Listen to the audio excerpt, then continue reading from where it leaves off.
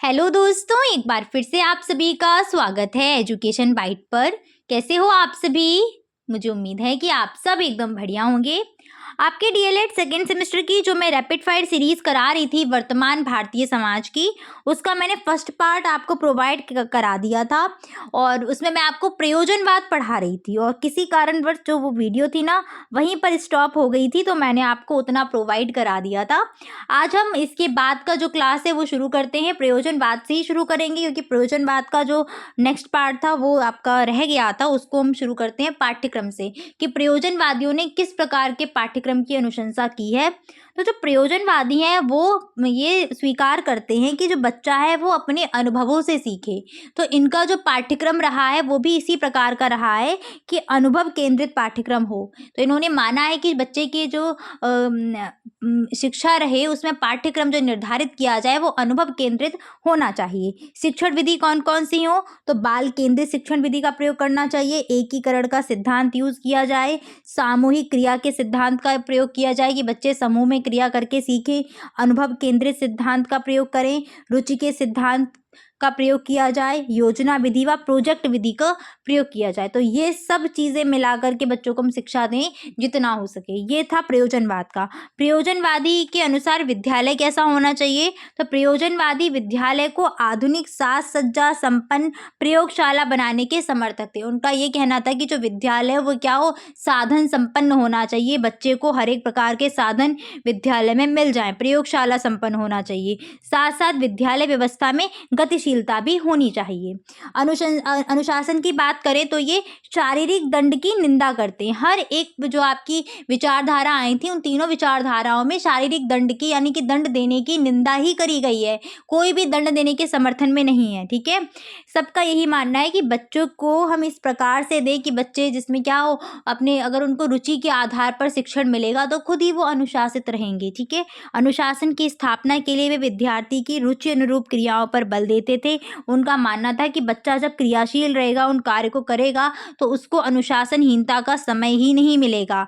इतना इंटरेस्ट के साथ जब वो खुद पढ़ेगा तो सीधी सी बात है वो क्यों अनुशासनहीनता करेगा।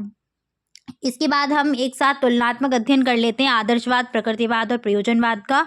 आदर्शवादी एक तत्ववादी थे और जो आपके प्रकृतिवादी हैं वो भी तत्ववादी हैं, लेकिन वो कौन से किसको तत्व मानते हैं? पदार्थ को ही तत्व मानते हैं। और प्रयोजनवादी बहुतत्ववादी हैं। ठीक है, सेकेंड है आदर्शवादी मन विचार आत्मा को मानते हैं, प्रकृतिवादी प्रकृति को ही सब कुछ मानते हैं। ठीक है, प्रकृतिवादी जो है उनका मतलब है कि भौतिक प्रकृति और बच्चे की जो प्रकृति होती है, मतलब बालक के जो मनोवृत्तियां होती हैं, उसका जो मूल व्यवहार है उसको ही सब कुछ मानते हैं। ठीक है, और जो प्रयोजनवादी हैं वो वास्तविकता की प्रक्रिया को समझते हैं। ठीक है, इसके बाद आते हैं आदर्शवादी आध्यात्मिक विकास को मानते हैं कि बच्चे का आध्यात्मिक व्यक्तित्व बने।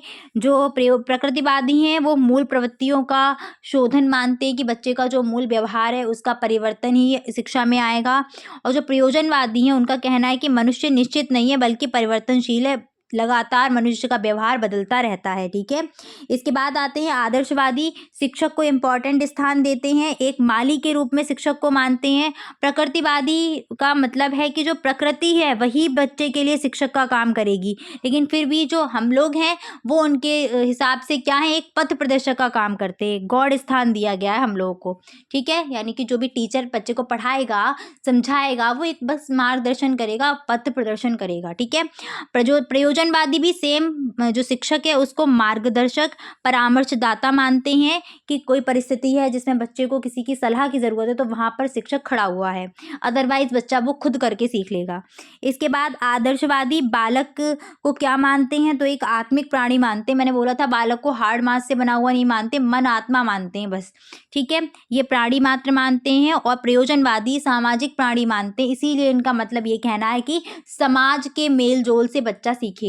ठीक है, जो आदर्शवादी हैं शरीर और आत्मा पर बल देते हैं, ये केवल शरीर पर बल देते हैं, आत्मा के अस्तित्व को नहीं स्वीकार करते हैं। प्रकृतिवादी सेम जो प्रयोजनवादी हैं वो भी शरीर और मनोवैज्ञानिक पक्षों पर बल देते हैं, ये भी ईश्वर की सत्ता को स्वीकार नहीं करते। ठीक है, इसके बाद आते हैं 7th पॉइंट पर। आदर्शवादी विद्यालय बाग के रूप में होता है, ये बात कहते हैं। और जो प्रकृतिवादी है वो प्रकृति को ही सब कुछ मानते हैं, कि जो वातावरण है विद्यालय को ये स्वीकार नहीं करते। ठीक है, इनका बस मानना है कि जो है वो बस प्रकृति है, प्रकृति ही खुला वातावरण है, बच्चे को बस उसमें सीधे ज्ञान अर्जन के लिए छोड़ देना चाहिए। ठीक है, बच्चा अपने आप करके सीख लेगा। और प्रयोजनवादी का मानना है समाज का लघु रूप। विद्यालय क्या है? समाज का लघु रूप है। ये किसका कहना है? ये प्रयोजनवादियों का कहना है। ठीक है, इसके बाद आते हैं, ये कोई शिक्षण विधि इनके अनुसार नहीं है। इनके अनुसार है कि करके सीखना और अनुभव आधारित जो शिक्षण विधियां होती हैं उनको मानते हैं प्रकृतिवादी। और प्रयोजनवादी भी करके सीखना व अनुभव द्वारा सीखने को ही स्थान देते हैं। इसके बाद प्रमुख विधियां मैं बता देती हूँ। जो आदर्शवादी है वाद विवाद, प्रश्नोत्तर, व्याख्यान, इन विधियों को स्थान देते हैं। ठीक है, और प्रकृतिवादी डॉल्टन, मॉन्टेसरी, किंडरगार्टन, ह्यूरिस्टिक, इन विधियों को स्थान देते हैं। और जो प्रकृतिवादी है वो मुख्य रूप से योजना विधि को स्थान देते हैं। तो ये विधियां बहुत इंपॉर्टेंट है। ठीक है, चलो आगे बढ़ते हैं। भारतीय विचारक की बात करते हैं। यहाँ स्वामी विवेकानंद, रवीन्द्रनाथ टैगोर, महात्मा गांधी, राधा कृष्ण और गिजुबाई बधेका बहुत इंपॉर्टेंट है, इनको पढ़ना बहुत ज़रूरी है। तो देख लेते हैं विवेकानंद को, इम्पॉर्टेंट चीज़ें देखेंगे बस। ठीक है, विवेकानंद का जन्म हुआ था 12 जनवरी को। ठीक है, कहाँ? कलकत्ता में हुआ था। इनके बचपन का नाम है नरेंद्रनाथ दत्त। इनके गुरु का नाम है रामकृष्ण परमहंस। और इन्हीं गुरु के नाम पर ही इन्होंने रामकृष्ण मिशन की स्थापना की थी 1897 ईस्वी में। इनके अनुसार शिक्षा क्या होती है? तो इन्होंने बोला था कि शिक्षा मनुष्य की अंतर्निहित पूर्णता की अभिव्यक्ति है। मनुष्य के अंदर जो भी चीज़ें विद्यमान है उसकी अभिव्यक्ति ही क्या है? शिक्षा है। इनका मानना था कि शिक्षा वह नहीं है जो केवल मस्तिष्क में भर दी जाए, बल्कि शिक्षा ऐसी होनी चाहिए, बल्कि शिक्षा केवल ऐसी जानकारियों का ढेर है कि जिससे बच्चा क्या करे? अपना निर्माण कर पाए। ठीक है, मनुष्य के व्यक्तित्व का निर्माण कर पाए, ऐसी शिक्षा होनी चाहिए। सच्ची शिक्षा तो वह है जो मानव निर्माण की शिक्षा हो, यानी कि मनुष्य के व्यक्तित्व का, चरित्र का निर्माण करे। शिक्षा के उद्देश्य क्या हैं? तो शारीरिक विकास करना, मानसिक विकास करना, नैतिक विकास करना, चारित्रिक विकास करना, विश्व बंधुत्व की भावना का विकास करना, व्यवसायिक क्षमता का विकास करना। कुल मिलाकर ये सारे पॉइंट कॉमन पॉइंट है। ठीक है, पाठ्यक्रम की बात करते हैं तो विवेकानंद जी ने जो पाठ्यक्रम अपनाया हुआ है वो इन्होंने बोला था शारीरिक शिक्षा को स्थान दिया जाए, खेल कूद, कला, कृषि, विज्ञान, भूगोल, इतिहास, दर्शन, उपनिषद, इन सभी को पाठ्यक्रम में शामिल किया जाए। ठीक है, उनके अनुसार इन्होंने ये बोला था कि जीवन का जो लास्ट लक्ष्य है वो क्या है? आध्यात्मिक विकास करना ही लास्ट लक्ष्य है। तो ये सारे पाठ्यक्रम में विषय क्या है? सम्मिलित किए जाएं। शिक्षक व छात्र का संबंध क्या होता है? तो विवेकानंद जी ने कहा हुआ है, विवेकानंद के अनुसार जो शिक्षक है वो एक पथ प्रदर्शक है। ठीक है, बालक ही केंद्र है, बालक ही शिक्षा का केंद्र बिंदु होता है, शिक्षक बस उसका मार्गदर्शन करते हैं। कौन सी शिक्षण विधियों को स्थान दिया है? तो वाद विवाद, तर्क, व्याख्या, ये सभी शिक्षण विधियों के माध्यम से हम शिक्षण कर सकते हैं। अनुशासन के विरोध में थे ये, अनुशासन के विरोध में नहीं थे, दंड के विरोध में थे। ठीक है, दंड के घोर विरोधी थे, दंड को ये बिल्कुल वो करते थे, निंदा करते थे। इन्होंने कहा कठोरता की बजाय, यानी कि बच्चे के प्रति आप कठोर रहने की बजाय सहानुभूति व्यवहार करो, यानी कि स्नेह के साथ रहें बच्चे से। ठीक है, प्रेम पूर्ण व्यवहार करेंगे तो बच्चे कहीं ना कहीं अपनी बात कह भी पाएंगे। अगर आप बहुत डरा करके बच्चों को रखोगे तो फिर बच्चा कह नहीं पाता है, उस टाइम में फिर बच्चा कहीं ना कहीं उसके जो सीखने की क्षमता में होती है कमी आना शुरू हो जाती है। स्त्री शिक्षा व जन सामान्य की शिक्षा के पक्ष में ये खड़े थे। इन्होंने बोला है, बालिकाओं की शिक्षा को बहुत स्थान दिया और उन्होंने बोला है कि आप सबसे पहले स्त्रियों को शिक्षित करो, उसके बाद वो खुद बताएंगी कि उनके लिए कौन सा सुधार आवश्यक है, ये इनका मानना था। और इन्होंने ये भी बोला है कि राष्ट्र के पतन का कारण क्या है? जनसाधारण की शिक्षा की उपेक्षा करी जा रही है, कि जो समाज का जो वर्ग है, हर एक वर्ग को जो शिक्षा नहीं दी जा रही है ना, हर एक जन को शिक्षा नहीं दी जा रही है, बस यही राष्ट्र के पतन का मुख्य कारण है। अगर आप चाहते हो कि राष्ट्र का विकास हो तो राष्ट्र में उपस्थित हर एक व्यक्ति को शिक्षित किया जाए। ठीक है, इसीलिए इन्होंने जन शिक्षा पर बल दिया था। फिर आते हैं हमारे रविन्द्रनाथ टैगोर जी। रविन्द्रनाथ टैगोर जी क्यों इंपॉर्टेंट बन जाते हैं? क्योंकि भाई इन्होंने गीतांजलि नामक पुस्तक की रचना की थी और उस गीतांजलि के लिए इनको नोबेल पुरस्कार भी दिया गया था सन 1913 ईस्वी में। ठीक है, ये सब आप देख लीजिए, इनका जन्म कहाँ हुआ था, इतना इंपॉर्टेंट नहीं है। और आते हैं रविन्द्रनाथ टैगोर को क्या मिला है? नोबेल पुरस्कार मिला है, पहले भारतीय थे नोबेल पुरस्कार प्राप्त करने वाले। और महात्मा गांधी जी ने, ये चीज़ इंपॉर्टेंट है, महात्मा गांधी जी ने इनको गुरुदेव की उपाधि दी थी। किसको? रविन्द्रनाथ टैगोर को। टैगोर जी ने क्या किया था? इनका और सबसे इम्पॉर्टेंट पॉइंट मैं आपको बता दूं, टैगोर जी ने क्या किया था? टैगोर जी ने शांति निकेतन की स्थापना की थी। शांति निकेतन की स्थापना की थी कहाँ पर? 1901 ईस्वी में बोलपुर में स्थापना की थी और सन 1921 में शांति निकेतन विश्व भारती विश्वविद्यालय में विकसित हो गया। विश्व भारती विश्वविद्यालय, ठीक है। शांति निकेतन को ही क्या बोल दिया? 1921 में किसमें कन्वर्ट कर दिया? विश्व भारती विश्वविद्यालय में। तो यही पूछ लिया जाता है, शांति निकेतन की स्थापना किसने की? रविन्द्रनाथ टैगोर ने की। विश्व भारती विश्वविद्यालय की स्थापना किसने की? रविन्द्रनाथ टैगोर ने की। ठीक है, वो इनडायरेक्टली आ गया ना विकसित होकर के। ठीक है, शिक्षा का अर्थ क्या था इनके अनुसार? तो टैगोर जी जो थे वो आदर्शवादी थे, इसलिए ये किसके अस्तित्व को स्वीकार करते होंगे? सीधी सी बात है, ईश्वर के अस्तित्व को, यानी कि आत्मा को भी ये मानते होंगे। तो ये सत्यम शिवम सुंदरम, यानी कि सत्यम शिवम और अद्वैत जो धारणा है उसमें विश्वास रखते थे ये। इनका मानना था कि सर्वोच्च शिक्षा वह शिक्षा है जो हमें न केवल सूचना प्रदान करती है बल्कि जीवन का बाह्य परिस्थितियों से सामंजस्य भी बनाती है। शिक्षा वह है जो केवल हमें चीज़ें बताएगी ही नहीं बल्कि हम समाज के साथ कैसे रहेंगे, हमारा सामंजस्य कैसा होगा, ये भी स्थापित करेगी। इन्होंने सा विद्या या विमुक्ति का समर्थन किया था। किसका समर्थन किया था? सा विद्या या विमुक्ति का समर्थन किया था टैगोर ने। इसके बाद शिक्षा का उद्देश्य क्या था? तो बौद्धिक विकास, चरित्र निर्माण, नैतिक व आध्यात्मिक विकास, शारीरिक विकास, व्यक्ति तथा समाज के बीच संबंध स्थापित करना, ये ऐसी शिक्षा होनी चाहिए। पाठ्यक्रम, कौन से पाठ्यक्रम को ये मानते थे? तो इन्होंने बोला है कि पाठ्यक्रम जो है वो ऐसा हो जो जीवन के सभी पक्षों का विकास करे, यानी कि साहित्य, इतिहास, भूगोल, विज्ञान, कला, संगीत, प्रयोगशाला, नाटक, समाज सेवा, सारे के सारे विषयों पर अध्ययन कराया जाए, सारे के सारे विषयों को शामिल किया जाए, ये इन्होंने बोला हुआ है। शिक्षण विधि, निरीक्षण के द्वारा सीखना, क्रिया के द्वारा सीखना, भ्रमण के द्वारा सीखना, प्रकृति के अनुसरण से सीखना, वाद विवाद से सीखना। मुझे लगता नहीं मुझे समझाना पड़ेगा, निरीक्षण का मतलब होता है कि बच्चा दूसरे को करते हुए देख रहा है, ऑब्जर्वेशन से चीज़ें सीखे। भ्रमण का मतलब है कि उसको पर्यटन पर हम लेकर गए, उसने वहाँ से चीज़ों को सीख लिया, ऐसी चीज़ें। ठीक है, शिक्षक और छात्र का संबंध क्या होता है? तो टैगोर जी के अनुसार ये बोला गया है कि शिक्षक और छात्र में संबंध जो है वो मित्रवत होना चाहिए और वो जो शिक्षक है वो बालक का पथ प्रदर्शन, मार्गदर्शन करते रहें टाइम टाइम पर। ठीक है, और शिष्य को भी गुरु की आज्ञा का पालन करना चाहिए और शिष्य के जो व्यवहार में है वो क्या होना चाहिए? नम्रता होनी चाहिए, यानी कि शिष्य को सदैव विनम्र रहना चाहिए गुरु के प्रति। ठीक है, अनुशासन, कठोर अनुशासन के पक्ष में ये नहीं थे, कोई भी पक्ष में नहीं था कठोर अनुशासन के। ठीक है, अनुशासन का अर्थ है स्वाभाविक अनुशासन, यानी कि बच्चा खुद से अनुशासन में रहे। उनका मानना था कि बच्चों पर दंड के प्रयोग से बच्चों को नहीं पढ़ा सकते हैं, मार पीट के बच्चों को नहीं पढ़ाया जा सकता। परीक्षा, तो ये रटंत परीक्षा के बहुत विरोधी थे कि मतलब रटंत विद्या नहीं होनी चाहिए। सुना भी है ना, रटंत विद्या कभू न फलंत, रटंत विद्या कभी नहीं फलती। अभी जो मैं आपको इतना सब समझा रही हूँ ना, बस अगर आपने मेरी बात को समझ भी लिया, सुन भी लिया ना, आप एग्जाम में अपने आप अच्छे अच्छे पॉइंट्स बना करके लिख पाओगे। याद करना बहुत मुश्किल होता है इन सब्जेक्ट में। आप सिर्फ फैक्ट वाले क्वेश्चन याद कर सकते हैं, भाई थ्योरी कितनी याद करोगे, वो समझ के बस लिखी जाती है, वो याद नहीं कर सकते हम। ठीक है, रटंत विद्या के बहुत विरोधी थे और स्त्री व जन सामान्य की शिक्षा पर इन्होंने बहुत बल दिया है। विश्व भारती की क्या क्या विशेषताएं थी? जो इन्होंने शांति निकेतन की स्थापना की थी ना, उस विद्यालय की क्या विशेषताएं थी? तो प्राकृतिक वातावरण वहाँ उपलब्ध हो रहा था बच्चों को, पृथक छात्रावास था, छात्र न्यायालय था, सांस्कृतिक समन्वय था, वहाँ पर संस्कृति से जुड़ी हुई चीज़ें थीं, श्रेष्ठ शिक्षक थे, विशाल पुस्तकालय था। तो ये विश्व भारती की विशेषताएं थी। इसके आगे हम बढ़ते हैं। महात्मा महात्मा गांधी का जन्म 2 अक्टूबर 1869 ईस्वी में पोरबंदर गुजरात में हुआ था। 13 वर्ष की अवस्था में इनका विवाह हो गया था। ये सारी चीज़ें हैं और इन्होंने भारतीय लोगों की स्थिति को सुधारने का बहुत प्रयास किया हुआ है।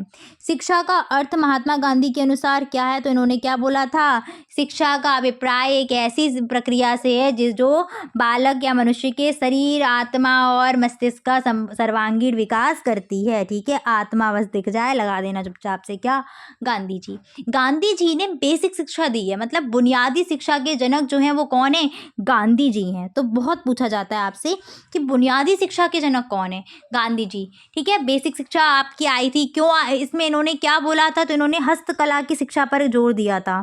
ठीक है, हस्तकला की शिक्षा पर जोर दिया था इन्होंने इसमें, और निःशुल्क शिक्षा पर। इसके बाद आते हैं उद्देश्य। तो इन्होंने, इनका मतलब था कि शिक्षा का उद्देश्य क्या होना चाहिए, जीविकोपार्जन। सांस्कृतिक उद्देश्य, शिक्षा के द्वारा भारतीय संस्कृति का विकास करना, चारित्रिक विकास करना, शारीरिक, मानसिक व आध्यात्मिक विकास करना, यही शिक्षा का उद्देश्य होना चाहिए। पाठ्यक्रम की बात करें तो इन्होंने पाठ्यक्रम में कौन कौन से विषय सम्मिलित करने की बात करी है, हस्तकला, कृषि, चर्म कार्य, गृह विज्ञान, संगीत, कताई बुनाई, गणित, मत्स्य पालन, मतलब जितने भी कुटीर उद्योग आ जाते हैं ना, उसमें जो भी चीज़ें चल रही होंगी ना, जो भी शिक्षा की जरूरत पड़ेगी, वो सारे के सारे इन्होंने बता दिए थे। गांधी जी सभी विषयों की शिक्षा को मातृभाषा में देना चाहते थे। तो ये चीज़ इंपॉर्टेंट है कि पूछा जाए कि गांधी जी किस माध्यम में शिक्षा देना चाहते थे, तो मातृभाषा में शिक्षा देना चाहते थे। शिक्षण विधि की बात करें तो गांधी जी का मानना था कि शिक्षण विधि ऐसी हो जिसमें बालक स्वयं करके सीखे, अपने अनुभव से सीखे, निरीक्षण व प्रयोग के आधार पर सीखे। यानी कि बच्चा खुद सीखेगा तो कैसा रहेगा, एक्टिव रहेगा, और उसको वो चीज़ें हमेशा के लिए तैयार हो जाएंगी। इसीलिए वो ऐसी उसकी विधि के उसमें थे पक्ष में कि बच्चा खुद करके सीखे, अपने आप से सीखेगा तो वो क्या रहेगा, उसको पता रहेंगी चीज़ें। शिक्षा का माध्यम मातृभाषा रहेगी। शिक्षा व छात्र का संबंध कैसा हो, तो जो शिक्षा हो वो बालक केंद्रित होनी चाहिए, बालक शिक्षा का केंद्र बिंदु हो। शिक्षक हमेशा मार्गदर्शक के रूप में काम करेंगे।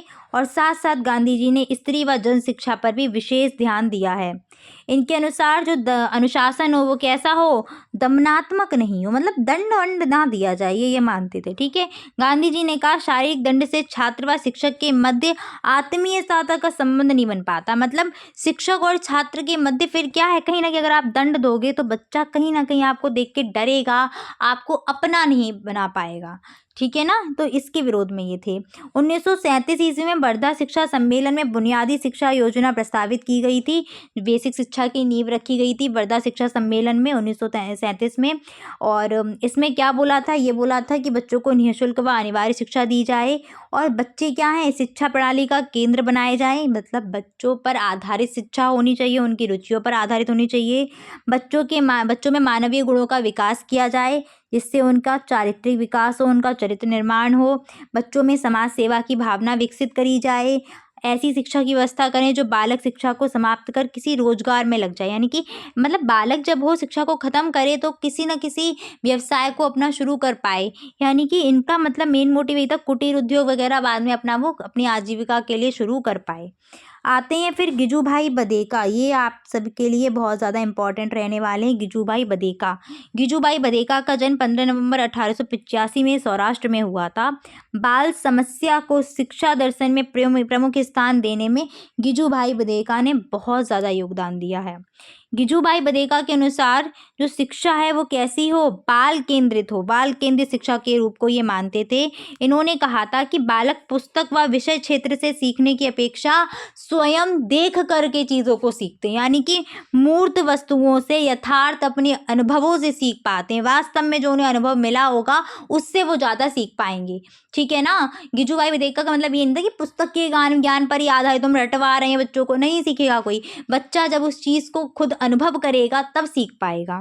गिजूभाई बधेका ने एक किताब लिखी थी, दिवा स्वप्न। वैसे तो इन्होंने कई किताबें लिखी हैं, लेकिन दिवा स्वप्न जो पुस्तक है वो पूछी जाती है किसकी है, तो गिजूभाई बधेका की है। ठीक है, शिक्षा का उद्देश्य, तो शिक्षा का उद्देश्य इनके अनुसार क्या होना चाहिए, शारीरिक विकास, मानसिक व सृजनात्मक शक्तियों का विकास, नैतिक मूल्यों का विकास करना व कुशल नागरिक बनाना बच्चे को। ठीक है, पाठ्यक्रम कैसा हो, तो पाठ्यक्रम जो है इनके अनुसार क्रियाकलाप आधारित हो, जिसमें संगीत, नाटक, शैक्षिक भ्रमण ये सब चीज़ें सम्मिलित की जाएँ। मतलब बच्चा एक्टिविटी करता रहे, खेल कूद करता रहे, तो सीधी सी बात है बच्चा रुचि लेगा पढ़ने में, रुचि लेगा तो सीखता रहेगा। ठीक है। गिजूबाई बच्चों की मनोवृत्ति, भावना और संवेग को अच्छी तरीके से समझते थे। इसीलिए इन्होंने जो पाठ्यक्रम की बोला था, पाठ्यक्रम को स्वीकार करने के लिए, वो ऐसा था कि बच्चे वहाँ पर क्या रहेंगे, क्रियाकलाप करते हुए, एक्टिविटी करते हुए, गतिविधि करते हुए सीखते रहेंगे। ठीक है। गिजूबाई बधेका के पॉइंट आपको ऐसे आने चाहिए ना एग्जाम में कि अगर आ जाता है तो जितना आप इफेक्टिव लिख पाओ उतना लिख पाओ। ठीक है। शिक्षण विधि की बात करते हैं तो खेल विधि, अनुकरण विधि, पुनर्वलन विधि, कहानी नाटक विधि, सुलेख विधि, ये सब खेल विधि अपनाने को बोला है। गिजूबाई ने मांटेसरी शिक्षा पद्धति का गहन अध्ययन किया तथा उन्होंने भारतीय परिवेश को अनुकूल बनाया इसके। ठीक है। और उन्होंने बाल मंदिर की स्थापना की। किसकी स्थापना की? बाल मंदिर की। माध्यम इन्होंने क्या चुना था? तो इन्होंने कहा जो शिक्षण हो वो मातृभाषा में ही हो। शिक्षक व छात्र का संबंध अगर देखें तो इन्होंने शिक्षक को एक पुजारी के समान समझा है और उन्होंने बच्चों को बाल देवो भव की संज्ञा दी है। ये आपसे क्वेश्चन पूछ सकता है कि बाल देवो भव की संज्ञा किसने दी? तो गिजूभाई बधेका ने दी। हो सकता है कल के एग्जाम में आपको ये क्वेश्चन देखने को मिल जाए। बाल देवो भव की संज्ञा किसने दी? गिजूभाई बधेका ने दी हुई है। ठीक है। विद्यालय कैसा हो, तो इनके अनुसार है कि विद्यालय एक मंदिर है। ठीक है। शिक्षक पुजारी है, बालक देवता है। बाल देवो भव का मतलब क्या है? बालक देवता के समान है और विद्यालय क्या है? मंदिर के समान है। विद्यालय का जो वातावरण है वो कैसा होना चाहिए? सौहार्दपूर्ण और उल्लासमय होना चाहिए। ठीक है। कठोरता वगैरह ये वातावरण में नहीं होनी चाहिए विद्यालय के। इसके बाद आते हैं डॉक्टर राधाकृष्ण, डॉक्टर सर्वपल्ली राधाकृष्णन। इनका जन्म 5 सितंबर को हुआ था, इसीलिए हम 5 सितंबर को प्रतिवर्ष क्या मनाते हैं? शिक्षक दिवस मनाते हैं। ठीक है। इन्हीं के जन्म दिवस में शिक्षक थे ये। ठीक है ना। महान शिक्षाविद और शिक्षक थे। 5 सितंबर को इन्हीं के जन्म दिवस को हम शिक्षक दिवस के रूप में मनाते हैं। इनके विचार क्या थे कि प्रत्येक व्यक्ति ईश्वर की प्रतिमा है, धर्म का लक्ष्य अंतिम सत्य का अनुभव है। मतलब धर्म का जो अंतिम लक्ष्य है वो है सत्य का अनुभव करना। समय मूल्यवान अवश्य, परंतु समय से भी एक अच्छी या मूल्यवान चीज़ है, वो क्या है? सत्य है। मानव का दानव बन जाना उसकी पराजय है, मानव का सही मानव बनना चमत्कार है, व मानव का मानव बनना उसकी विजय है। ये इनका मानना था कि मानव अगर दानव बन जाता है तो पराजय है, मानव अगर सही मानव बन गया तो चमत्कार है भैया, और मानव अगर मानव ही बना रहा तो क्या है? ये उसकी विजय है। ठीक है। इंपॉर्टेंट फैक्ट देख लीजिएगा। गुरुदेव के नाम से कौन विख्यात हैं? तो रवीन्द्रनाथ टैगोर हैं। पांडिचेरी में किस शिक्षा शास्त्री ने अपना आश्रम खोला था? तो ये श्री अरविंद घोष थे। शांति निकेतन की स्थापना किसने की है? तो वो भी आपकी किसने की है? इन्होंने ही की है, रवीन्द्रनाथ टैगोर ने। ठीक है। प्राथमिक शाला में भाषा शिक्षा व दिवा स्वप्न पुस्तक के लेखक कौन है? तो ये हैं गिजूबाई बधेका। प्राथमिक शिक्षा में भाषा शिक्षा और दिवा स्वप्न 2 पुस्तकें यहाँ पर दी गई हैं, दोनों के लेखक कौन है? गिजूबाई बधेका। अब आ जाते हैं हमारे पाश्चात्य विचारक। पाश्चात्य विचारक में Plato, Rousseau, John Dewey, Froebel, Maria Montessori. अभी जो मैंने आपको पढ़ाए हैं ऊपर और ये जो पढ़ाने जा रही हूँ, सब के सब शिक्षक को बस एक मार्गदर्शक ही मानते थे। सबसे ज़्यादा इम्पोर्टेंट क्या था? बालक। सबने बस बालक को ही विशेष स्थान दिया है, बस और कुछ नहीं। ठीक है। चलो भाई इनको भी देख लेते हैं फटाफट से। प्लेटो की बात कर लेते हैं। प्लेटो महान दार्शनिक, राजनीतिक शास्त्री, गणितज्ञ, समाज सुधारक सब कुछ थे। प्लेटो की रचनाएं देखिएगा। द रिपब्लिक, एपोलॉजी, ये इनकी रचनाएं हैं। रचनाएं इनकी इंपॉर्टेंट हैं। शिक्षा का अर्थ क्या था इनके अनुसार? तो प्लेटो के अनुसार शिक्षा का अभिप्राय उस प्रशिक्षण से है जो बालक में एक उचित आदत का विकास कर सके। ठीक है। और बालक में उचित आदतों के साथ साथ नैतिकता का विकास भी कर पाए। तो ये प्लेटो के अनुसार शिक्षा का मानना था। प्लेटो जो थे वो नैतिक प्रशिक्षण की प्रक्रिया को मानते थे, नैतिकता को मानते थे कि जितना हो सके बच्चे में क्या हम उत्पन्न कर पाएँ, सद्गुणों का विकास कर पाएँ, जैसे साहस, अहिंसा, संयम, न्याय, ये सारे गुण हम प्रकट कर पाएँ।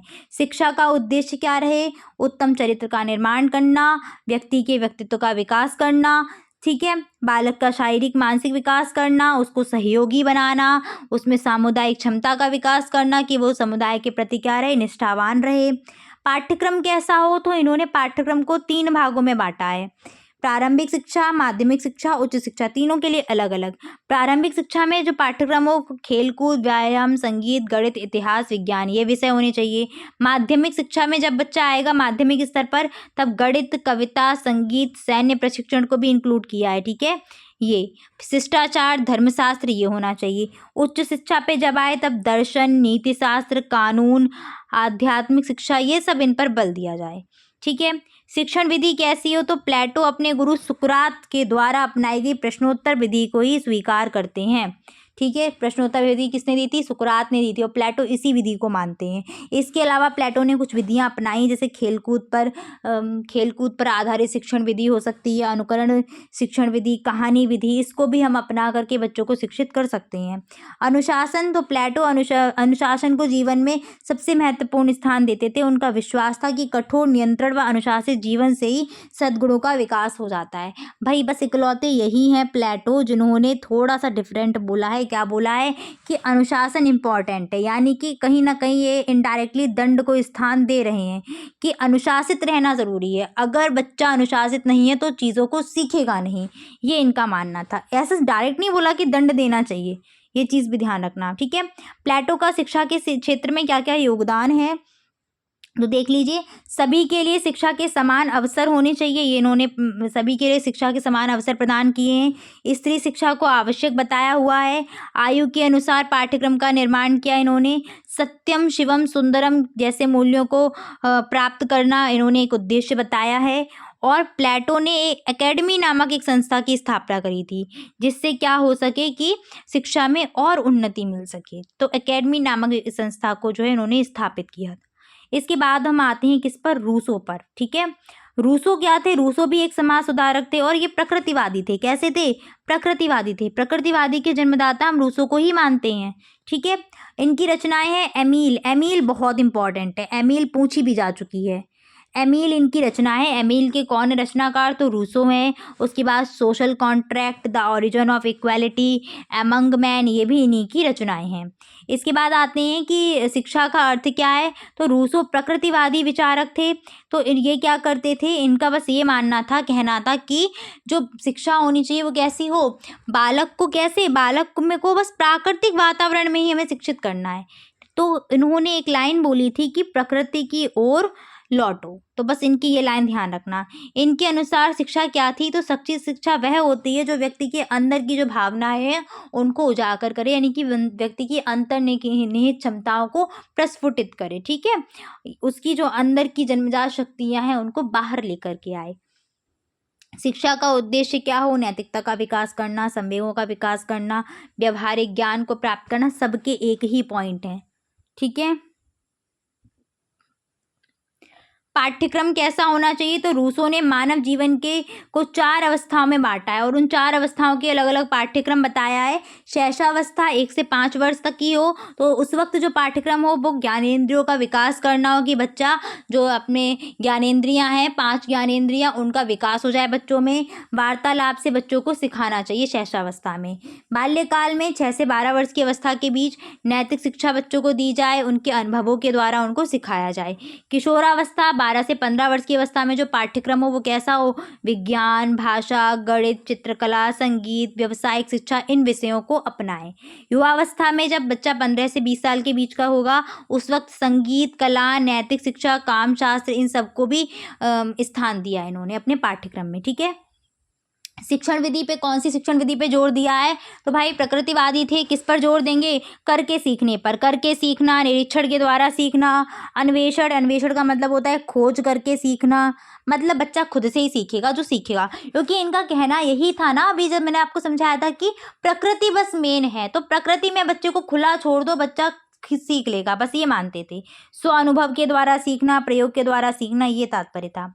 अनुशासन की बात करें तो रूसो का ये था कि रूसो दंड के समर्थन में नहीं थे। इनका बस ये मानना था कि अगर बच्चा प्रकृति के नियमों के उल्लंघन करता है तो प्रकृति स्वयं ही उसको दंडित करेगी, और अगर अच्छा कुछ करता है तो प्रकृति स्वयं ही उसको पुरस्कार भी देगी। जो करेगी सो प्रकृति ही करेगी। इसके बाद शिक्षक व शिक्षार्थी का क्या संबंध है? शिक्षक को ये गॉड रूप में मानते थे। बस इनका ये कहना था कि शिक्षक कैसा होता है? एक पथ प्रदर्शक है। शिक्षार्थी ही मेन है, उसका ही प्रमुख स्थान है, और प्रकृति ही बस सच्चा शिक्षक है। अगर कोई शिक्षक है तो कौन है? बस प्रकृति ही है बालक के लिए शिक्षक। और अगर वैसे ही जो शिक्षक है मनुष्य की अगर बात करते हैं तो वो क्या है? वो केवल और केवल मार्गदर्शक का काम करेगा। विद्यालय की बात करते हैं तो इन्होंने विद्यालय को एक कृत्रिम व कठोर अनुशासन वाली संस्था माना है।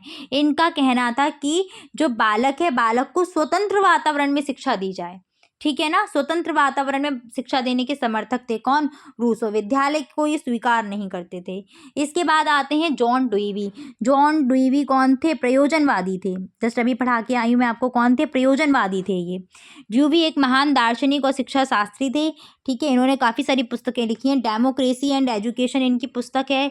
The school and society, school of tomorrow, the school of and child, ये इनकी पुस्तक है जिसमें इंपॉर्टेंट है आपकी डेमोक्रेसी एंड एजुकेशन, साथ साथ द स्कूल एंड चाइल्ड, ये इंपॉर्टेंट है। बाकी ये दोनों भी तैयार कर लेना, फिर जाते ही क्या तैयार करने में। शिक्षा का अर्थ क्या है इनके अनुसार? तो ड्यूवी का मानना था कि शिक्षा कोई स्थिर क्रिया नहीं है, ये हमेशा गतिशील रहती है। यानी कि जो बच्चा है या व्यक्ति है वो जीवन पर्यंत सीखता रहता है, ये इनका मानना था। ड्यूवी के अनुसार शिक्षा का अर्थ कुछ इस प्रकार से है। शिक्षा विकास की प्रक्रिया है, शिक्षा सामाजिक प्रक्रिया है, शिक्षा पुनर्निर्माण की प्रक्रिया है, और शिक्षा जीवन की आवश्यकता है। ये इनके अनुसार शिक्षा का अर्थ था।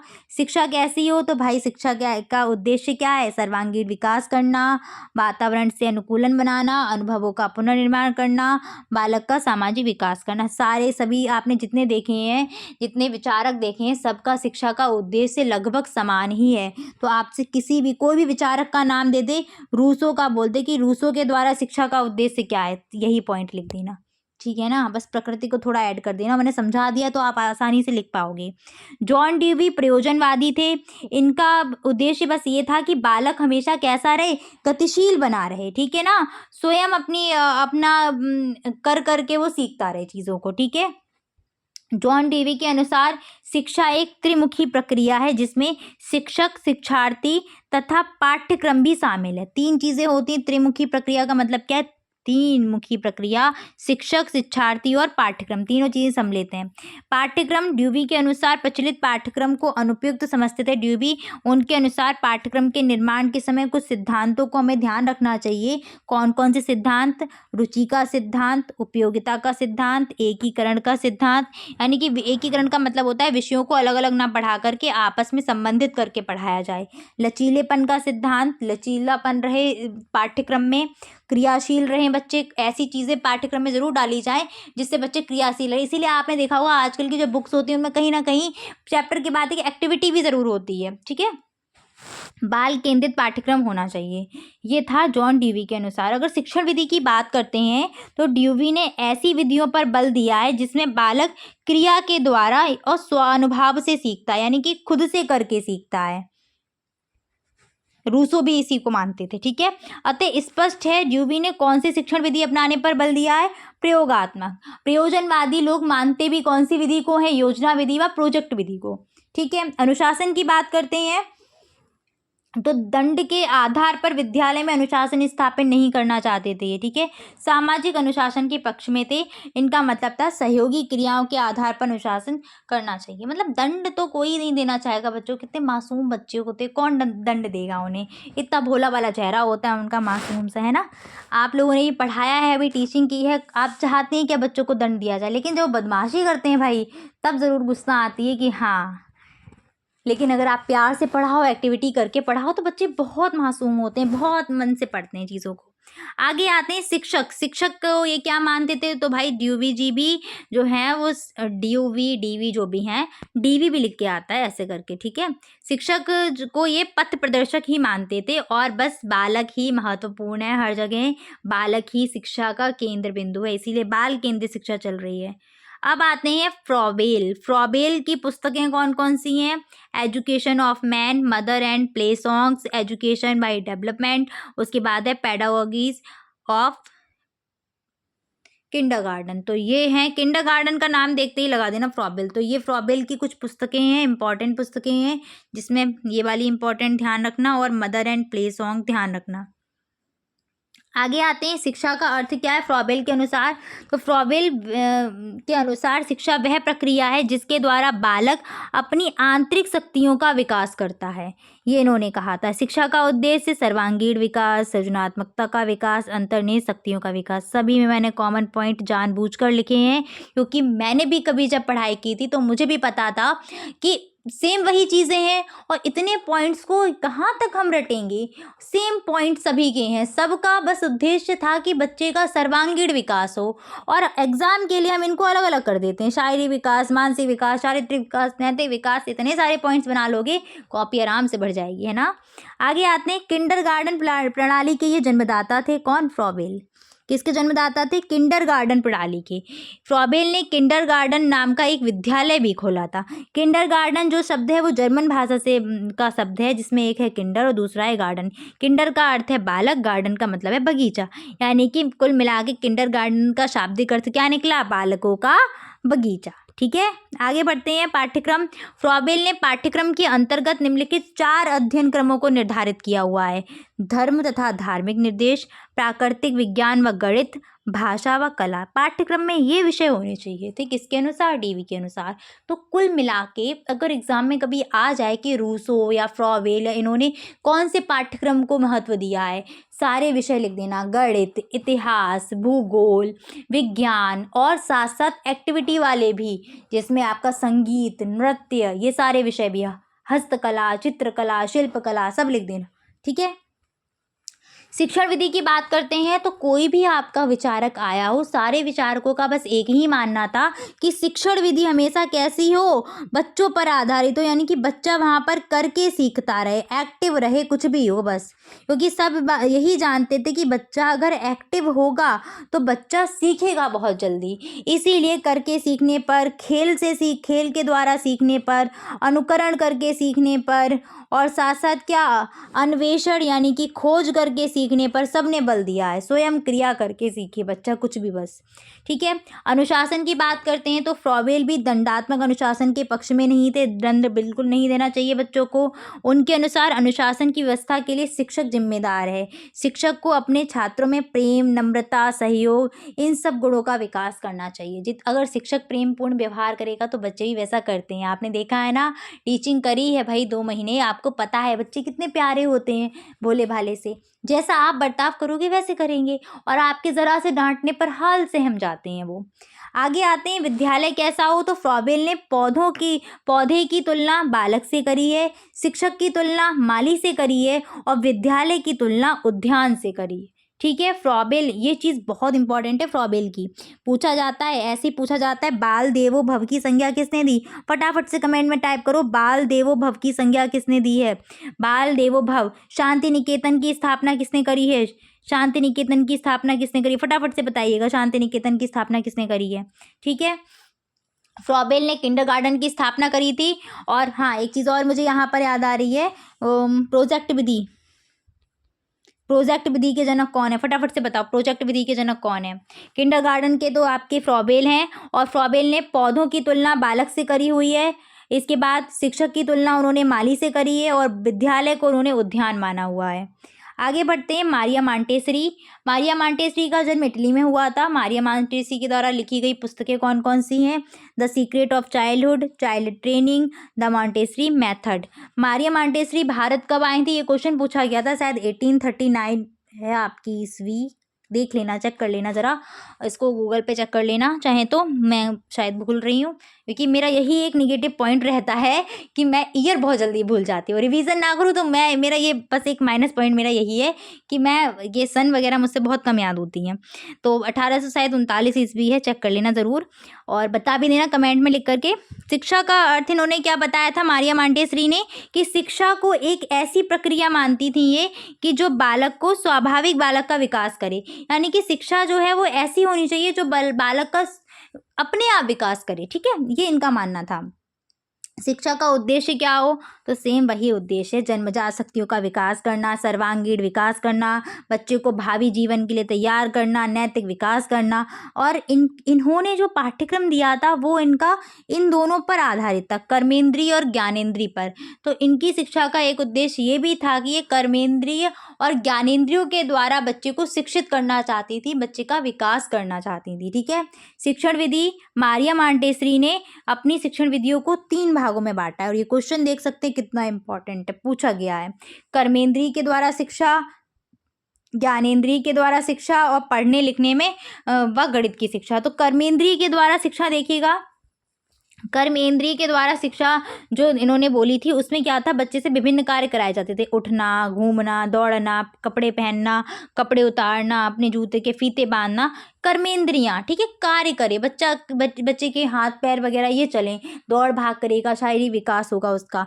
ज्ञानेंद्रियों में क्या है कि बच्चे अपने इंद्रिय अनुभव को ही सीख पाएँ, जैसे जो आप सेंस ऑर्गन्स जो आपके होते हैं ना, ज्ञानेंद्रियाँ, आँख, नाक, मुँह, इनका प्रयोग करना सीख पाएँ, वो आपका ज्ञानेंद्रिय शिक्षा में आ जाएगा। पढ़ने लिखने व गणित की शिक्षा, तो मॉन्टेसरी पढ़ने की अपेक्षा लिखना सरल मानती थी। उनका कहना था कि बच्चा पढ़ने से पहले क्या लिख लेगा, क्योंकि मांसपेशियां गति करेंगी ना तो वो आराम से लिख लेगा। उनके अनुसार लिखने में केवल मांसपेशियां ही नहीं बल्कि पढ़ने में स्वर, उच्चारण संबंधी मानसिक शक्ति आदि का प्रयोग होता है। मतलब लिखते समय केवल हाथ चलाएगा, वो देख देख के लिख लेगा, बट अगर पढ़ रहा है तो कहीं ना कहीं उच्चारण करेगा तो वो टफ पड़ जाएगा बच्चे के लिए। तो लिखना आसान है, उसके बाद हम पढ़ाई की तरफ ले आए, ऐसे करके इनका कहना था। आगे बढ़ते हैं, शिक्षा व समाज का अंतः संबंध, ये चीज़ आपके लिए इम्पॉर्टेंट है। ये पूछते हैं कि शिक्षा का समाज के साथ क्या संबंध है। तो मनुष्य जो है वो एक सामाजिक प्राणी है। समाज और मनुष्य शिक्षा दोनों आपकी एक अटूट संबंध रखती हैं, क्योंकि बहुत सी चीज़ें क्या हैं हम समाज से सीखते हैं, और समाज में वो चीज़ें बदलाव परिवर्तन होता शिक्षा की वजह से है। ठीक है, तो समाज में एक कुशल प्राणी बनने के लिए दूसरे व्यक्ति के साथ सामंजस्य स्थापित करना पड़ता है, साथ साथ मूल्यों आदर्शों का विकास करना पड़ता है, और ये सब चीज़ें हो पाती हैं शिक्षा के बल पर। इसीलिए शिक्षा और समाज का आपस में क्या है, संबंध है। आगे बढ़ते हैं, शिक्षा व समाज पर, शिक्षा का समाज पर व समाज का शिक्षा पर निम्न प्रकार से प्रभाव पड़ता है। कैसे प्रभाव पड़ता है देख लीजिएगा। शिक्षा का समाज पर कैसे प्रभाव पड़ेगा, शिक्षा के द्वारा मनुष्य समाज में परिवर्तन ला सकता है। कुछ रूढ़ियाँ अगर चल रही हैं, रूढ़वादी चीज़ें, कुरीतियाँ चल रही हैं, तो उसको समाप्त कर पाएगा। जैसे पहले क्या चलता था, बाल विवाह चलता था, ठीक है, और सती प्रथा चलती थी, शिक्षा के आधार पर उसको समाप्त कर दिया समाज से। तो शिक्षा का प्रभाव पड़ा समाज पर कि नहीं पड़ा। शिक्षा सामाजिक विरासत के संरक्षण में सहायक है। पहले की पुराने की जो चीज़ें हैं उनको हम संजो कर रख सकते हैं। संस्कृति के विकास में सहायक है। मनुष्य के व्यक्तित्व का विकास करती है शिक्षा। ठीक है, समाज का राजनीतिक व आर्थिक विकास करती है। ठीक, सामाजिक भावना को जागृत करती है, सामाजिक सुधार में सहायक है। तो कहीं ना कहीं शिक्षा समाज को प्रभावित कर रही है। सेम इसी प्रकार से समाज का भी शिक्षा पर प्रभाव पड़ता है। समाज के आदर्श शिक्षा को प्रभावित करते हैं। समाज की जैसी प्रकृति होगी शिक्षा भी कहीं ना कहीं वैसी ही होती है। समाज की राजनीतिक व आर्थिक दशाओं से भी शिक्षा का प्रभावित होती है। जैसे आप पर्टिकुलर इसको छोटे स्तर से समझिए कि कोई जगह है, उस जगह में एक समाज में कई सारे घर हैं, और एक घर ऐसा है जहाँ पर किसी की आर्थिक स्थिति बहुत ही ज़्यादा वैसी है, दयनीय है, तो कहीं ना कहीं उसकी शिक्षा पर प्रभाव पड़ेगा। उस समाज के लोग भी कहीं ना कहीं उसकी शिक्षा को अफेक्ट करते हैं। ठीक है, तो ये चीज़ें पड़ जाती हैं। समाज का सामाजिक दृष्टिकोण भी शिक्षा को प्रभावित करता है। साथ साथ रूढ़िवादी समाज में जो है ना, वहाँ भी शिक्षा प्रभावित होती है। ठीक है, शिक्षा भी प्रभावित कर रही है, समाज भी प्रभावित कर रहा है, इसीलिए शिक्षा और समाज का आपस में कहीं ना कहीं रिलेशन चलता रहता है। ठीक है, आगे बढ़ते हैं। समाज के शैक्षिक कर्तव्य क्या है, कि समाज क्या करे शिक्षा के लिए, किस तरीके से शिक्षा को बढ़ावा दे, किस तरीके से बच्चों को शिक्षित करने में बढ़ावा दे। ठीक है, समाज को संपूर्ण शिक्षा पद्धति पर समाज का नियंत्रण रखना चाहिए। परिवार व विद्यालय को निकट लाना चाहिए। मानव संबंधों का ज्ञान कराना चाहिए। सामाजिक कुरीतियों को दूर करने के लिए विद्यालय को भी योगदान देना चाहिए। समाज को अपना, समाज की संस्कृति से परिचित कराना। माता पिता को शिक्षा के प्रति उच्च दृष्टिकोण पैदा करना। समाज जो है वो कर सकता है, अभिभावकों को प्रेरित करे कि अपने बच्चों को क्या करें, शिक्षित करें। ठीक है। शिक्षा के प्रभावी कारक में परिवार, समाज, विद्यालय, यानी कि ये सब कैसे शिक्षा को प्रभावित करेंगे। शिक्षा के प्रभावी कारक कौन कौन से, आपसे ऐसे पूछा जाए कि शिक्षा को कौन कौन प्रभावित करता है, परिवार, समाज, विद्यालय, जनसंचार के साधन, ये सभी शिक्षा को प्रभावित करते हैं।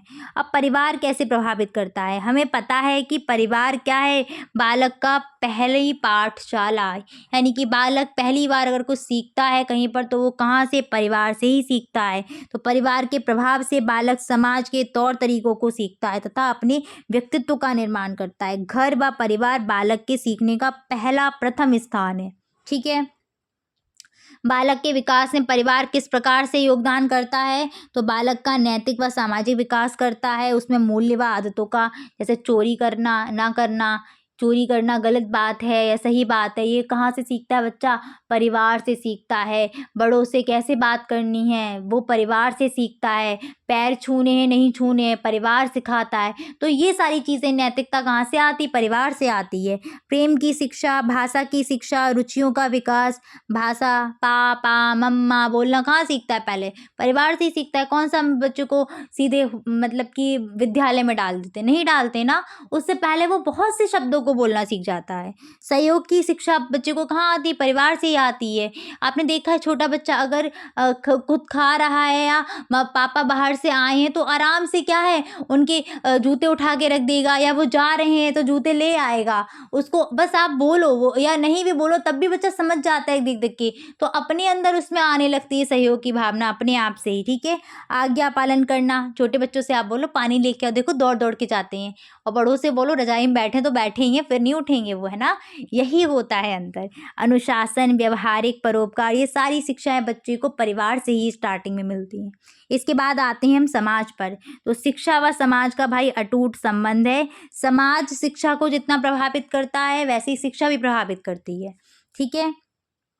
समाज की शैक्षिक विकास में क्या क्या भूमिकाएं हैं, तो अभिभावकों व विद्यालयों का परस्पर निकट लाना, मतलब कि वो प्रेरित करे बच्चे को, बच्चे के माता पिता को, कि वो विद्यालय में संपर्क कंटिन्यू करें। ठीक है। ताकि विद्यालय और अभिभावक का संबंध बना रहे। तो बच्चा कहाँ गलत है, बच्चे की क्या कमियां हैं, विद्यालय कहाँ पर गलत है या अभिभावक कहाँ पर सही नहीं कर पा रहे हैं, तो इससे जब वो टच में रहेंगे तो उनको पता चलती रहेंगी चीज़ें। विद्यालय के लिए धन की व्यवस्था करना, ये भी समाज का ही दायित्व है कि कहीं विद्यालय को अगर सहायता मिल चाहिए है, अनुदान वो चाहिए है, वित्तीय सहायता, तो धन की व्यवस्था समाज करे। ठीक है। कलेक्शन कर सकता है वो उसके लिए। सामाजिक कुरीतियों को दूर करने में विद्यालय का सहयोग करे। ठीक है। सार्वभौमिक, यानी कि सभी के लिए शिक्षा की व्यवस्था करे, समाज का दायित्व है ये। तत्कालीन परिस्थिति के अनुसार शिक्षा का उद्देश्य निर्धारित करे। ये सारे के सारे समाज के कार्य हैं जो समाज शिक्षा के प्रति करेगा। इसके बाद आते हैं विद्यालय। तो एस बालकृष्ण जोशी ने लिखा है कि विद्यालय क्या है, किसी भी राष्ट्र की प्रगति का निर्माण विधानसभाओं, न्यायालयों, फैक्ट्रियों से नहीं होता, बल्कि कहाँ से होता है, विद्यालय से ही होता है। ठीक है। विद्यालय के क्या क्या भूमिका हैं, क्या क्या कार्य हैं, वो देख लीजिएगा। विद्यालय घर व विश्व को जोड़ने वाली एक कड़ी है। घर को किससे जोड़ती है, विश्व से जोड़ती है। छात्रों को एक विशिष्ट वातावरण प्रदान करती है। शिक्षित नागरिकों का निर्माण करती है। आदर्शों व विचारधाराओं का प्रवाह करती है। राष्ट्रीय एकता का विकास करती है। स्कूल के पश्चात जीवन में अनुकूलन किस प्रकार से हमें लेके आना है, वो कौन सिखाता है, विद्यालय सिखाता है। और अभिभावकों को भी शिक्षित करती है। पेरेंट्स मीटिंग में जाते हैं, पेरेंट्स देखते हैं कहाँ पर क्या कमियां हैं, हमें बच्चे के लिए क्या करना है। और मैंने आपको जस्ट एक ही बात बताई थी कि शिक्षा का मतलब सिर्फ ये नहीं है कि बस विद्यालय में हमने क्लास 1 से लेकर 12 तक पढ़ लिया, यही शिक्षा है। नहीं, आप आजीवन जो भी सीखोगे वो सब कुछ शिक्षा में ही आता है। तो ऐसा नहीं है कि बस जितना हमने विद्यालय में, महाविद्यालय में ज्ञान प्राप्त किया उतना ही शिक्षा है, नहीं। तो इसीलिए यहाँ पर मैंने ये पॉइंट लिखा है कि अभिभावकों को भी शिक्षित करती है। कुछ अगर नए चेंजेस अभिभावक अपने अंदर लेकर के आएंगे तो वो भी क्या हो रहे हैं, शिक्षित हो रहे हैं। राज्य का क्या योगदान रहेगा, तो जिस प्रकार से परिवार, समाज, विद्यालय योगदान करते हैं, वैसे ही समाज भी एक महत्वपूर्ण संस्था के रूप में काम करेगा और समाज के विकास में, लोगों के विकास में योगदान करता है। कौन, राज्य के विकास में समाज योगदान करता है। उल्टा बोल गई मैं, ठीक है ना। राज्य के क्या क्या कार्य हैं, शैक्षिक कार्य, तो राज्य जो है वो स्कूल की व्यवस्था करेगा, योग्य शिक्षक की व्यवस्था करता है, ठीक है, टीचर की नियुक्तियां करवाते हैं। शैक्षिक अनुदान को प्रोत्साहन करता है कि इस विद्यालय को भाई वित्तीय सहायता देनी है, विद्यालय को टीएलएम प्रोवाइड कराना है, ये सब राज्य सरकार से आ जाता है। आपका राज्य से शैक्षिक आयोगों की नियुक्ति करता है, जिससे वो शैक्षिक नीतियां लेकर के आते रहते हैं। प्रौढ़ शिक्षा की व्यवस्था करेगा, बच्चों की शिक्षा के लिए अभिभावकों को प्रेरित करेगा समय समय पर, साथ साथ उत्तम पुस्तकों व छात्रवृत्ति की व्यवस्था भी करता है। जैसे निःशुल्क योजना चल रही जिसमें बच्चों को विद्यालय से ही पाठ्य पुस्तकें प्रोवाइड कराई जाती हैं। ठीक है, जनसंचार के साधन कौन कौन से हैं देखिएगा, जनसंचार के कौन कौन से साधन हैं। तो जनसंचार के साधन का मतलब है माध्यम, जिससे क्या हो कि जो सूचनाएं हैं वो लोगों तक पहुंचती रहती हैं। एक ऐसा माध्यम जो विज्ञान सूचना तकनीकी की देन है, जिसका प्रभाव जन जन तक एक ही समय में पड़ जाता है। और इसमें कौन कौन से संसाधन आते हैं, तो वो आता है आपका समाचार पत्र, आकाशवाणी, दूरदर्शन, पत्रिकाएं, चलचित्र और रेडियो। ये इंपॉर्टेंट है, आपसे पूछता है कि जनसंचार के क्या क्या साधन हैं, जनसंचार के कौन कौन से साधन हैं। तो आप उसमें क्या लिखेंगे, रेडियो, टेलीविज़न, ये पूछ लिए जाते हैं। रेडियो हो गया आपका, क्या कहते हैं, समाचार पत्र हो गया, टीवी हो गया, इंटरनेट हो गया, मोबाइल फ़ोन हो गया, ये सारे के सारे जनसंचार के साधन हैं। ठीक है, ये सब यहाँ पर लिखे भी हैं मैंने, यही चीज़ इंपॉर्टेंट थी जो मैं ऊपर बता रही थी आपको। जनसंचार के साधन क्या क्या हैं ये इंपॉर्टेंट है, मोबाइल, इंटरनेट, समाचार पत्र, साहित्यिक पत्रिकाएं, वार्षिक पत्रिकाएं, दूरदर्शन, डीडी भारती चैनलों के नाम भी मैंने लिख दिए हैं, आकाशवाणी वगैरह सब साधन है यहाँ पर। ठीक है, जनसंचार माध्यमों के शैक्षिक कार्य क्या रहते हैं, जैसे आकाशवाणी, दूरदर्शन, ये कैसे शिक्षा में कैसे मतलब सहयोग कर पाएंगे। तो शिक्षा संबंधी सूचना प्रदान करना, ये इनका काम है। कक्षा शिक्षण को प्रभावी बनाना, ये इनका काम है। इसके बाद राष्ट्रीय एकता व अंतर्राष्ट्रीय भावना का विकास करना, सूचनाओं को शीघ्रता से दूर दूर तक पहुंचा देना, शिक्षा में नई खोजों को प्रेरित कर प्रदर्शित करना, दूर स्थानों पर शिक्षा का प्रसार करने के अवसर देना, ये सारी चीज़ें ये करवाते हैं। और आपने देखा भी होगा शायद दूरदर्शन पर पहले चैनल आप वो आते थे, क्या कहते हैं, कार्यक्रम, और वो कार्यक्रम कहीं ना कहीं किससे जुड़े हुए होते थे, शिक्षा से, बच्चों के कार्टून वगैरह से, बच्चों की कहानियों से, शिक्षा से जुड़े होते थे, उसमें पढ़ाया जाता था बच्चे, तो बच्चे घर बैठे वहाँ से सीखते भी थे बहुत सी चीज़। आगे बढ़ते हैं, अगला आपका टॉपिक क्या है,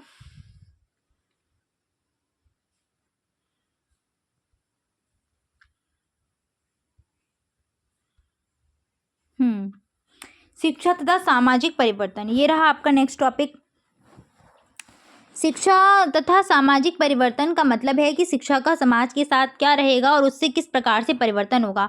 तो सामाजिक परिवर्तन की दृष्टि से शिक्षा के कार्य निम्नलिखित हैं। क्या है, पहला कार्य ये है शाश्वत मूल्यों का विकास करना है, उनको स्थायी करना। जैसे शाश्वत मूल्य हो जाएंगे सत्य, अहिंसा, सहानुभूति, सहयोग, सहिष्णुता, ये सारी चीज़ों को क्या करना, स्थायी करना या उनमें बच्चों में जागृत करना। इसके बाद परिवर्तन को ग्रहण करने में सहायता करना। शिक्षा ये बताए कि भाई परिवर्तन जो है वो प्रकृति का नियम है और उस परिवर्तन को हम स्वीकार कर पाएं। कभी कभी जीवन में ऐसा होता है कि काफ़ी ऐसे परिवर्तन आ जाते हैं जिनके हम स्वीकार नहीं कर पाते हैं या नहीं करना चाहते हैं, कठिनाई होती है, बहुत दिक्कत परेशानी होती है, बट क्या है कि वो परिवर्तन जो है वो करना पड़ेगा। तो शिक्षा ही हमें ये बता पाती है कि हाँ ये सत्य है, इसको स्वीकार करें। ठीक है, संस्कृति का हस्तांतरण, ये भी शिक्षा के माध्यम से होगा। एकता की भावना उत्पन्न करना कि सारा समाज एक है, ऐसा नहीं है कि बस हमें अपना विकास करना है, नहीं, अपना अपना करके नहीं कोई चल सकता। संपूर्ण राष्ट्र में अगर हम रह रहे हैं तो हमारा मेन काम क्या है, हमारे राष्ट्र का विकास, यानी कि हमारे अंदर क्या होनी चाहिए, राष्ट्रीय एकता की भावना होनी चाहिए। नेक्स्ट है आपका नवीन परिवर्तनों के उदय में सहायक। शिक्षा जो है वो मेन काम एक ये और करती है, जो भी हमारी कुरीतियाँ रूढ़ियाँ अगर चल रही हैं तो कहीं ना कहीं उनको बदलेगी, और बदलेगी तो नया परिवर्तन आएगा। जैसे मैंने आपको बताया था अभी कि बाल विवाह, सती प्रथा, इन सब में परिवर्तन हुआ है, किसके द्वारा, शिक्षा के द्वारा ही हुआ है। ठीक है, बताइएगा सती प्रथा को रोकने में किन्होंने किस महापुरुष ने, किस समाज सुधारक ने काम किया है, राजा राम मोहन राय। ठीक है, वेरी गुड। आगे आते हैं, सामाजिक परिवर्तन में शिक्षक की क्या भूमिका है। शिक्षा की भूमिका तो मैंने बता दी कि शिक्षक किस प्रकार से समाज में परिवर्तन ला सकती है। शिक्षक कैसे अदा करेगा भूमिका, तो हमें पता है कि शिक्षक क्या है, शिक्षक का स्थान है क्या, शिक्षक का काम क्या करना है, पथ प्रदर्शन करना या मार्गदर्शन करना या बच्चे को रास्ता दिखाना।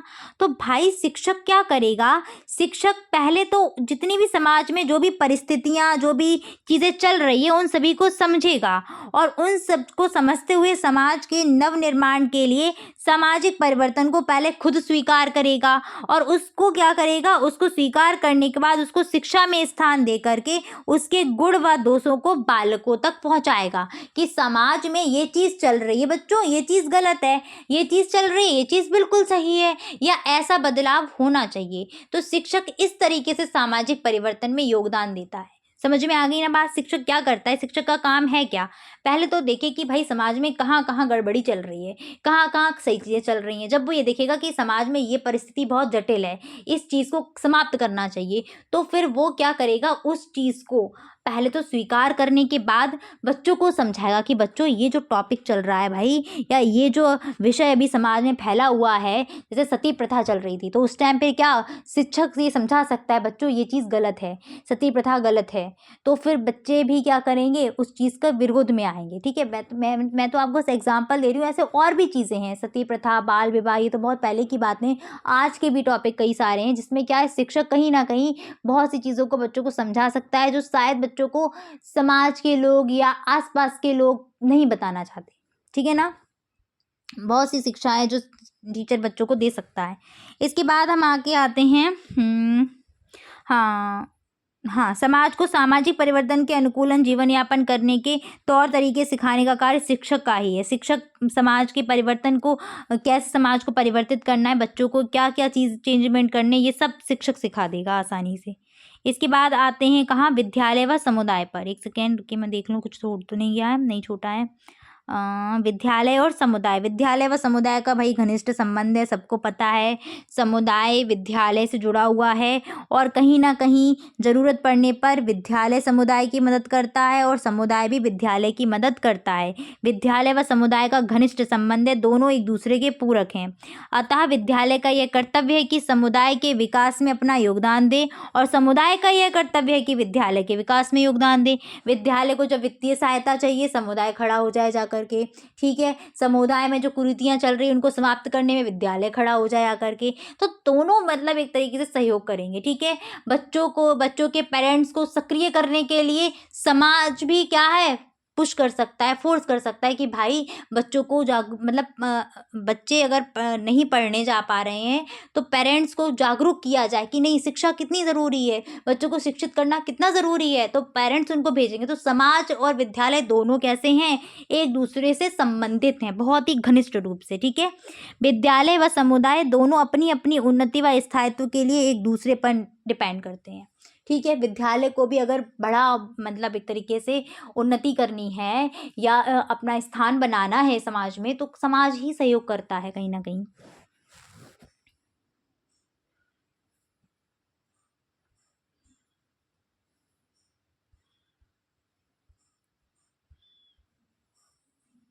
नेक्स्ट आते हैं उभरते समाज के प्रमुख मुद्दे। उभरते समाज के प्रमुख मुद्दे में देखिएगा, पहला मुद्दा है शिक्षा का सार्वभौमिकरण।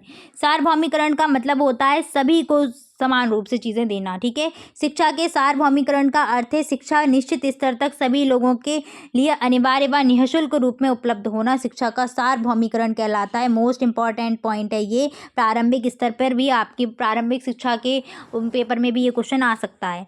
शिक्षा के सार्वभौमिकरण का उद्देश्य क्या है, बौद्धिक मानसिक विकास करना, नैतिक विकास करना, चारित्रिक विकास करना, शारीरिक विकास करना। सारे वही रटे रटाए पॉइंट है, मैं क्या ही बोलूँ इनको, मुझे खुद ही लगता है कि जैसे मैं ही कल पेपर दिया हूँ जाके। आगे आता है शैक्षिक अवसरों की समानता। शैक्षिक अवसरों की समानता क्या होती है कि भारत का सभी जो व्यक्ति हैं सब क्या हैं, एक समान है। ठीक है, उनको बिना किसी भेदभाव के शिक्षा प्राप्त करने के समान अवसर देना ही शैक्षिक अवसरों में समानता है। भारतीय शिक्षा में अनेक प्रकार की असमानताएं पाई जाती हैं जिसके कारण क्या है, निम्नलिखित हैं, निर्धनता, ठीक, लोग इसके आधार पर भी बहुत भेदभाव करते हैं। आपने अगर आस-पास देखा हो तो कितना भी बोल-चाल चले, कितनी भी चीज़ें चलें, बोला जाए ये सब चीज़ें ना करो, रंग के आधार पर भेदभाव ना करो भाई, जाति के आधार पर ना करो, लेकिन समाज ही ऐसा है ना, सुधरने का नाम ही नहीं लेता है। बहुत सी ऐसी असमानताएँ फैला रखी हैं कि पूछिए मत बिल्कुल भी। तो बस यही चीज़ें क्या हैं, यही असमानताएँ, बस लैंगिक भेदभाव, आर्थिक समस्याएँ, ठीक है, शारीरिक दोष, इनके आधार पर बहुत भेदभाव किया जाता है। शैक्षिक अवसर में समानता हेतु उपाय कौन-कौन से हैं? विद्यार्थियों के घर से ज़्यादा दूरी पर शिक्षा संस्थान स्थापित ना किए जाएँ, छात्रावास की सुविधाओं को बढ़ावा दिया जाए, छात्रों को यातायात के साधन उपलब्ध कराए जाएँ, छात्रवृत्ति की व्यवस्था कराई जाए, पुस्तक, ड्रेस, स्टेशनरी, स्कूल अल्पाहार, ये सब चीज़ें क्या है, निःशुल्क दिए जाएँ। ठीक है, बहुत से बच्चे ऐसे होते हैं, आपने देखा है कि हर किसी की घर की कंडीशन सेम नहीं होती। किसी के पास अधिक धन है, किसी के पास नहीं धन है। तो अधिक धन वाले की को चीज़ें मिल जाती हैं, चाहे पुस्तकें ले लो, चाहे कॉपी ले लो, चाहे पेंसिल ले लो, और जिनके पास नहीं है वो नहीं उतना कर पाते हैं, नहीं मिल पाती हैं चीज़ें। तो कहीं न कहीं वो चीज़ भी इफ़ेक्ट डालती है बच्चों की पढ़ाई में। तो कुछ ऐसे प्रयास कर सकती है सरकार, और जो कर भी रही है, आपको पता है ना, पुस्तकें हो गई, ड्रेस हो गई है, स्कूल यूनिफ़ॉर्म जो हो गई, ये सब कुछ आजकल बच्चों को निःशुल्क उपलब्ध कराई जाती है। आते हैं नेक्स्ट, आपका जो दूसरा मुद्दा है वो है शिक्षा का व्यवसायीकरण। ये मुद्दे ऐसे हैं जो पनप रहे हैं समाज में, ठीक है ना? शिक्षा का व्यवसायीकरण क्या है कि शिक्षा कहीं न कहीं अब एक व्यवसाय बन कर के रह गई है। आपको पता है शिक्षा अब कैसी हो गई, व्यवसाय के रूप में आ गई है, यानी कि टीचर भी कैसा करता है, पैसों के लिए ही पढ़ाते हैं, भई आजीविका के लिए पढ़ा रहे हैं। तो पहले तो व्यवसाय शब्द को समझो कि व्यवसाय क्या है। व्यवसाय का शाब्दिक अर्थ है कि वह कार्य जिससे व्यक्ति अपनी जीविकोपार्जन करे, अपनी जीविका के लिए जो भी साधन चाहिए हैं उसके लिए वो काम करे, ये हो जाता है व्यवसाय। व्यवसायीकरण व शिक्षा का संबंध, व्यवसायीकरण व शिक्षा का घनिष्ठ संबंध है, दोनों एक दूसरे से जुड़े हुए हैं, क्योंकि शिक्षा के द्वारा ही व्यवसायीकरण के विभिन्न मार्ग खुलते हैं। अब एक चीज़ और समझिएगा, यहाँ पर जो मैंने अभी आपको पॉइंट बताया था, शिक्षा जो व्यवसाय बन गई है, यानी कि ये पॉइंट मैंने बोला था शिक्षकों के लिए। बहुत से मैं आपको शिक्षक ऐसे बता सकती हूँ, और आपने भी शायद देखे होंगे, जिनका मेन काम क्या है, व्यवसाय करना ही हो गया। वो पढ़ाते नहीं हैं, मतलब उनका काम पढ़ाना नहीं है, पढ़ा तो वो रहे हैं कहने के लिए। पहले आप पता है कि कैसे गुरु हुआ करते थे, क्या उनके शिष्य से संबंध हुआ करते थे, वो चीज़, लेकिन अब वो नहीं रह गई है। तो ये तो कि उन शिक्षकों ने क्या बना दिया, शिक्षा को व्यवसाय बना दिया। दूसरा व्यवसायीकरण का मतलब यहाँ पर है कि हम बच्चों को ऐसे शिक्षित कर दें कि उसके बच्चा शिक्षा समाप्त करने के बाद अपना काम, मतलब अपने आजीविका के लिए कोई ना कोई कार्य कर पाए, तो वो व्यवसायीकरण अलग हो जाएगा। ठीक है, तो यहाँ पर जो भी हम बात करने जा रहे हैं वो हम उसी व्यवसायीकरण की करने वाले हैं कि हमारा उद्देश्य ये रहे, शिक्षक का उद्देश्य ये रहे कि शिक्षक बच्चे को शिक्षित करने के बाद इस योग्य बना दे कि बच्चा अपनी योग्यता के अनुसार कोई भी अपना व्यवसाय खोल सकता है, कोई भी अपना व्यवसाय डाल सकता है, यानी कि कोई भी कार्य कर सकता है। ठीक है, तो वो है हमारा व्यवसायीकरण शिक्षा के लिए, बच्चों के लिए। ठीक है, बच्चे आगे आकर के अपनी शिक्षा के माध्यम से अपना व्यवसाय शुरू कर पाएँ। ठीक, तो शिक्षा के द्वारा छात्रों को अपने भावी जीवन के लिए उचित व्यवसाय चुनने की दिशा भी मिलेगी, और शिक्षक यहाँ पर योगदान कर सकता है। देखो, हर शिक्षक सेम नहीं होता।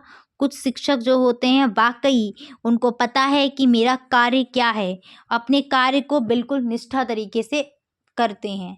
ठीक है, जैसे आप सभी के भी गुरुजन रहे होंगे, मेरे भी रहे हैं, तो उन्होंने कुछ ऐसे ही मार्गदर्शन किया है, बिल्कुल जैसे नहीं एक पिता अपने बच्चे के लिए करता है, सेम वैसे ही वो करते हैं। जहाँ जिस पॉइंट पर आपको ज़रूरत पड़ेगी, चाहे आपको डिसीजन लेने में हो गया कि सर मैं क्या चुनूँ या मैम मैं क्या चुनूँ, मुझे करना चाहिए आगे, तो वहाँ पर भी वो खड़े हो जाते हैं आपके लिए। ठीक है, यानी कि आपको वो इस योग्य बनाकर छोड़ेंगे कि आपको कभी भी समाज में आपको, हाँ, आपकी प्रतिष्ठा बनी रहेगी। ठीक है ना? आगे आते हैं, व्यवसायीकरण के माध्यम से तकनीकी शिक्षा, प्रायोगिक शिक्षा को प्रोत्साहन मिलता है। जो टेक्निकल लाइन है इसमें बच्चे इस तरीके से जाने लगे हैं। अगला आता है बचपन छीनता क्या बोल रही हूँ, बचपन छीनता बाल श्रम। बहुत ज़्यादा हो गया है आज। बचपन छीनता बाल श्रम निःशुल्क एवं अनिवार्य शिक्षा में बाधक बनता जा रहा है, यानी कि जो बाल श्रम की समस्या है ना, ये उत्पन्न हो रही है, और ये बाल श्रम की समस्या की वजह से जो दिया जा रहा है ना बच्चों को निःशुल्क और अनिवार्य शिक्षा जो प्रोवाइड करा जा रही है, इसमें ये बाल श्रम बाधा डाल रहा है। कहने का तात्पर्य है भाई सरकार ने डाल दिया कि बच्चे को निःशुल्क शिक्षा देनी है। ठीक है भाई, बच्चे को हर चीज़ प्रोवाइड करा रहे हैं, स्कूल से मिल रही है बच्चे को, शिक्षक भी सपोर्ट कर रहे हैं, बट है क्या, बच्चे या के पेरेंट्स ने, कुछ अभिभावक भी ऐसे होते हैं मैंने देखे हैं कि बच्चों को कहीं किसी दुकान पर काम पे लगा दिया। अब वो जब बच्चा अगर दिन का 100 रुपये भी अगर कमा रहा होगा तो वो क्या पढ़ने आएगा स्कूल में? नहीं आएगा ना। तो बस इस बाल श्रम ने कहीं ना कहीं निःशुल्क व अनिवार्य शिक्षा में बाधा डाल दी है। अब बाल श्रम होता क्या है, पहली बात तो ये समझिए, ये इंपॉर्टेंट रहेगा क्योंकि ये पूरी की पूरी जो आपके दोनों आपके क्या कहते हैं पेपर है ना, बच्चों के ऊपर ही है कुल मिला के। तो बाल श्रम बहुत इंपॉर्टेंट रहने वाला है। बाल श्रम का मतलब है कि बच्चा जिसने 14 साल की आयु भी पूरी नहीं की है और वो कहीं ना कहीं कार्य कर रहा है किसी फैक्ट्री में, किसी कारखाने में, किसी दुकान पर, तो वो बच्चा बाल श्रमिक कहलाता है और इस कार्य को हम बोलते हैं बाल श्रम। बाल श्रम निषेध अधिनियम भी आ चुका है जिसमें बताया है कि 14 वर्ष की आयु के कम उम्र के बच्चों से किसी खतरनाक उद्योग धंधे, कारखाने और कहीं भी जोखिमपूर्ण कार्य, जो कहीं भी ऐसी जगह पे जहाँ बहुत जोखिम है वहाँ कार्य कराना क्या है, बाल श्रम कहलाता है। ठीक है। अनुच्छेद 24 के अंतर्गत बताया गया है कि बाल श्रम निषेध है। किसी भी बच्चे से अगर आप कार्य कराते हैं किसी भी प्रकार का तो क्या है, वो दंडनीय अपराध है, कोई कार्य आप नहीं करा सकते। ठीक है ना। तो अब जब बाल श्रम को अगर रोकोगे तो सीधी सी बात है बच्चा फिर कहाँ जाएगा, शिक्षित होने जाएगा। बट अगर वहाँ उसको अवसर दे रहे हो कि भाई तुमको 100 रुपये मिल रहा है दिन का, वो महीने का जोड़ लेगा, साल का जोड़ लेगा, तो फिर वो क्यों पढ़ने आएगा। ठीक है ना। चलो आगे बढ़ते हैं। अगला क्या है, अगला है आपका बाल श्रम के कारण क्या क्या है, बच्चे क्यों भाई बाल श्रम की तरफ भाग रहे हैं। जनसंख्या वृद्धि, जब जनसंख्या वृद्धि की समस्या आ रही है ना, इस वजह से क्या है भाई, उनके पास खाने के लिए अन्न नहीं है। तो भैया अन्न नहीं है और इस अन्न के लिए क्या चाहिए, पैसे चाहिए, इसलिए वो श्रम कर रहे हैं। क्या करें, पढ़ कर के भाई 1 to 5 जब वो पढ़ेगा तब कहीं भविष्य में जाके बड़ा होके कुछ बन पाएगा। और अभी का भाई खर्चा कैसे चलाए, या अभी उसको रोटी कहाँ से मिलेगी। तो इसलिए भी बच्चा कहाँ भाग जाता है, श्रमिक में। ठीक है। गरीबी, बहुत गरीबी है, जानते हैं आप, देखते हैं, सबने देखा है समाज कैसा है। अशिक्षा, शिक्षा का कितना क्या महत्व है, बहुत से लोग ये जान ही नहीं पाते हैं। जो गरीब हैं या जिन्हें नहीं, मतलब जिनका मतलब जैसे बोलते हैं ना क्या, 2 रोटी नहीं नसीब होती है, क्या पॉइंट है वो, ठीक है ना। दिन में 2 रोटी नसीब नहीं हो रही है, वो इंसान क्या शिक्षा कम है तो समझ पाएगा भाई। वो इंसान चाहेगा कि कुछ भी करके मुझे फ़िलहाल, जैसे है ना कि पेट जब भूख लगती है ना तो बस उस वक़्त क्या चाहिए, खाना चाहिए होता है ना, बस सेम वही। तो ये सब चीज़ें कहीं न कहीं इसको बढ़ावा दे रही हैं, किसको, बाल श्रम को। अकुशल श्रमिकों की माँग, ठीक है ना, शिक्षित चाहिए ही नहीं, बस श्रमिक में क्या शिक्षित चाहिए होता है। तो भाई अकुशल श्रमिकों की जो मांग है वो भी बाल श्रम को बढ़ावा दे रही है। बाल श्रम कहीं ना कहीं किस में बाधा बन गया है, अनिवार्य शिक्षा में बाधा बन गया। तो यही क्वेश्चन पूछा गया था कि बाल श्रम निःशुल्क एवं अनिवार्य शिक्षा में किस प्रकार से बाधक है। तो आपको पता है कि जो अनिवार्य शिक्षा का जो वो आया था मौलिक अधिकार, कौन से उसके तहत बना है, तो 86वें संविधान संशोधन 2002 में अनुच्छेद 21 का में 6 से 12 वर्ष की आयु के सभी बच्चों को निःशुल्क व अनिवार्य शिक्षा प्रदान करने को एक मौलिक अधिकार बना दिया था। ठीक है। और इसको बाद में सक्रिय करने के लिए क्या कर दिया, एक अधिनियम लेकर के आए थे 2009 में। ठीक है। 4 अगस्त 2009 को ये पारित हुआ था अधिनियम, लागू हो पाया था जाके शायद 2010 तक। ठीक है। परंतु इस कुछ स्थितियां जो हैं जो किसमें बाधा डाल रही हैं, इस अधिनियम में, जैसे गरीबी, आर्थिक स्थिति, अशिक्षा, वित्तीय संस्थानों की कमी, जनसंख्या वृद्धि, पारिवारिक स्थितियां, ये सब बाधा डाल रही हैं किसके अंतर्गत, इसी के अंतर्गत। ठीक है। आगे आते हैं, जनसंख्या शिक्षा क्या होती है। तो यह एक ऐसा शैक्षिक कार्यक्रम है जिसमें परिवार, समाज, राष्ट्र एवं विश्व की जनसंख्या की स्थिति का अध्ययन किया जाता है जनसंख्या शिक्षा में।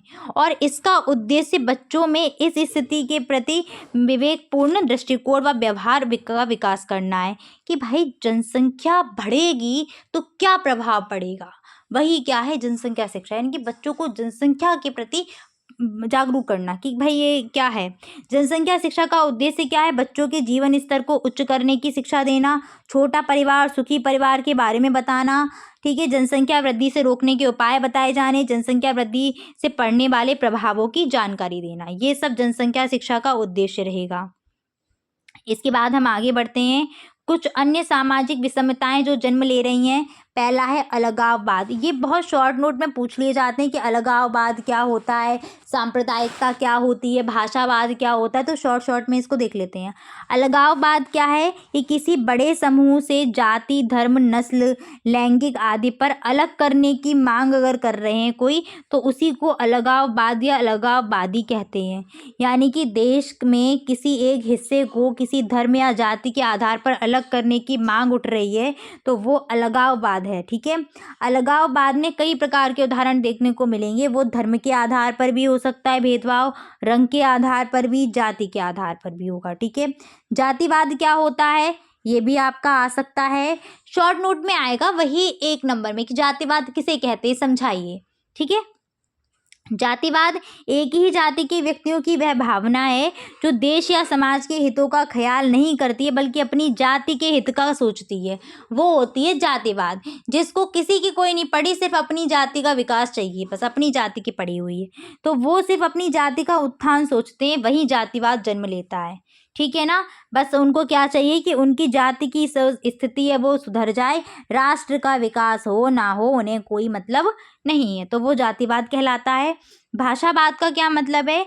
किसी समाज के व्यक्तियों के द्वारा अपनी भाषा को प्राथमिकता देते हुए अन्य भाषाओं को निम्न समझना, कि भाई जैसे कोई अपनी हिंदी को प्राथमिकता दे रहा है, अंग्रेजी को निम्न समझ रहा है, या अंग्रेजी को प्राथमिकता दे रहा है, हिंदी को निम्न समझ रहा है, तो यही क्या जन्म लेता है? भाषावाद जन्म लेता है। कितनी भाषाएं हैं हमारे संविधान में? तो हमारे संविधान में टोटल 22 भाषाओं का उल्लेख है। इम्पॉर्टेंट है, ये ऑब्जेक्टिव में आ सकता है। आगे बढ़ते हैं। सांप्रदायिकता क्या होती है? सांप्रदायिकता देख लीजिएगा। सांप्रदायिकता वह भावना है जो धर्म या संस्कृति के भिन्न होने के कारण एक दूसरे को अलग रहने का या एक दूसरे के विरोध करने की प्रेरणा देती है, वो होता है सांप्रदायिकता, ठीक है। यानी कि धर्म, जाति के आधार पर, धर्म के आधार पर अलग करने का कुछ बोल रहा है, कि आप बता रहा है कि ये अलग है, हम अलग है, तो वहाँ पर सांप्रदायिकता आ जाती है। सांप्रदायिक सौहार्द क्या होता है? सभी धर्म जाति आपस में मिलकर के शांतिपूर्व तरीके से रहें, उसको बोलते हैं सांप्रदायिकता, सौहार्द। ये कहीं ना कहीं क्या करती है? दंगे करवा देती है क्या सांप्रदायिकता। आगे आते हैं। पर्यावरण प्रदूषण क्या होता है? पर्यावरण क्या है? परि प्लस आवरण से मिलकर के बना हुआ है। परि मीन्स होता है चारों तरफ, आवरण के मतलब होता है ढका हुआ। इसका मतलब पर्यावरण का अर्थ क्या बन जाएगा? चारों तरफ से ढका हुआ एक आवरण, ठीक है। प्रदूषण क्या होता है? तो दूषक पदार्थों से प्राकृतिक संतुलन में दोष पैदा होना। कुछ ऐसे पदार्थ या कुछ ऐसे अवांछनीय पदार्थ जो प्रकृति में मिल रहे हैं और प्रकृति को दूषित कर रहे हैं, वही कहलाते हैं प्रदूषक, और इस कारण ये जो प्रक्रिया है ये कहलाती है प्रदूषण, ठीक है। पर्यावरण प्रदूषण का अर्थ क्या है? पर्यावरण में अवांछित पदार्थों को या दूषक पदार्थों को, विषैले पदार्थों को मिलने को ही पर्यावरण प्रदूषण कहते हैं। इससे पर्यावरण क्या होता है? पर्यावरण हमारा दूषित होना शुरू हो जाता है। पर्यावरण प्रदूषण के कारण प्रकार कौन कौन से हैं? तो 4 प्रकार हैं भैया। कौन कौन से? 4 क्या, और भी आप मृदा प्रदूषण, ध्वनि प्रदूषण, ऐसे भूमि प्रदूषण, ये सब कई सारे बन जाएंगे, ठीक है। वैसे मुख्य 4 प्रकार होते हैं: वायु प्रदूषण, जल प्रदूषण, ध्वनि प्रदूषण, मृदा प्रदूषण, ठीक है।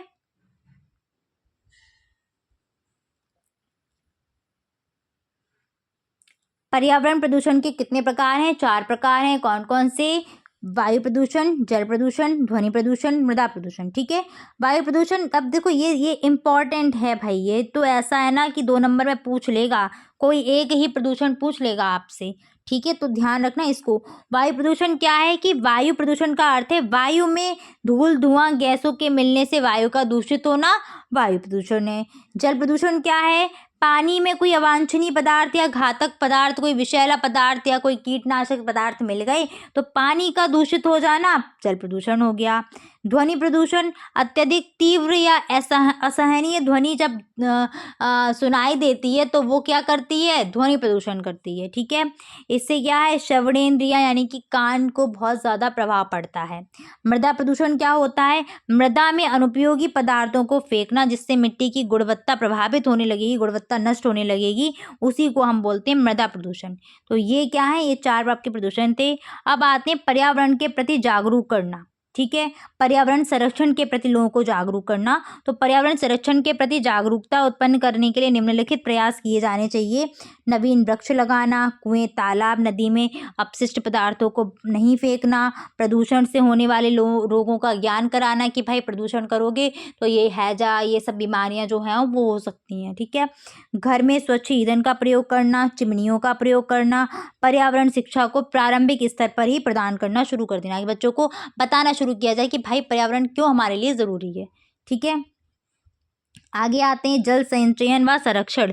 जल संचयन और संरक्षण क्या है, जल संरक्षण का अर्थ है कि पानी की बर्बादी व जल प्रदूषण को रोकना। कुछ भी करें, जल को प्रदूषित होने से रोकें और जल को वेस्ट होने से रोकें। क्यों, क्योंकि जल पृथ्वी पर क्या है, जल जो है वो पृथ्वी पर जीवन का आधार है। जल के बिना पृथ्वी पर जीवन की कल्पना भी नहीं कर सकते हम, इसलिए जितना हो जल का क्या करें, संरक्षण करें, संचयन करें। जल के स्रोत क्या है, नदी, सागर, झीलें, तालाब, कुएं, हैंडपंप इत्यादि। जल संरक्षण, जल के अनावश्यक उपयोग को कम करने की और कुशलता पूर्वक पानी का उपयोग करने को ही जल संरक्षण कहते हैं। बहुत से लोग जल का संरक्षण देखो कैसे भी करते हैं। वर्षा का जो जल होता है अपनी छत पर, आपने राजस्थान वगैरह में तो सुना भी होगा, छत पर या ऐसी जगह टैंक वगैरह बनवा देते हैं और वर्षा का जल उसमें संचित हो जाता है, फिर उसका प्रयोग किया जाता है। ठीक है, तो ऐसे भी कर सकते हैं। साथ साथ वर्षा के जल का देखो अगला पॉइंट है भी, वर्षा के जल का भी संचयन करना चाहिए, वेस्ट ना करो। मैं खुद करती हूँ, मैं क्या करती हूँ, छत पे बाल्टी या कुछ ऐसा रख देती हूँ जिससे वर्षा का जल क्या संचित हो जाता है, बाद में उसको पौधों में या और भी जगह हम यूज़ कर लेते हैं। ठीक है, आगे आते हैं, जल संरक्षण व संचयन की आवश्यकता क्यों है, तो भूमि की भांति जल भी एक महत्वपूर्ण संसाधन है।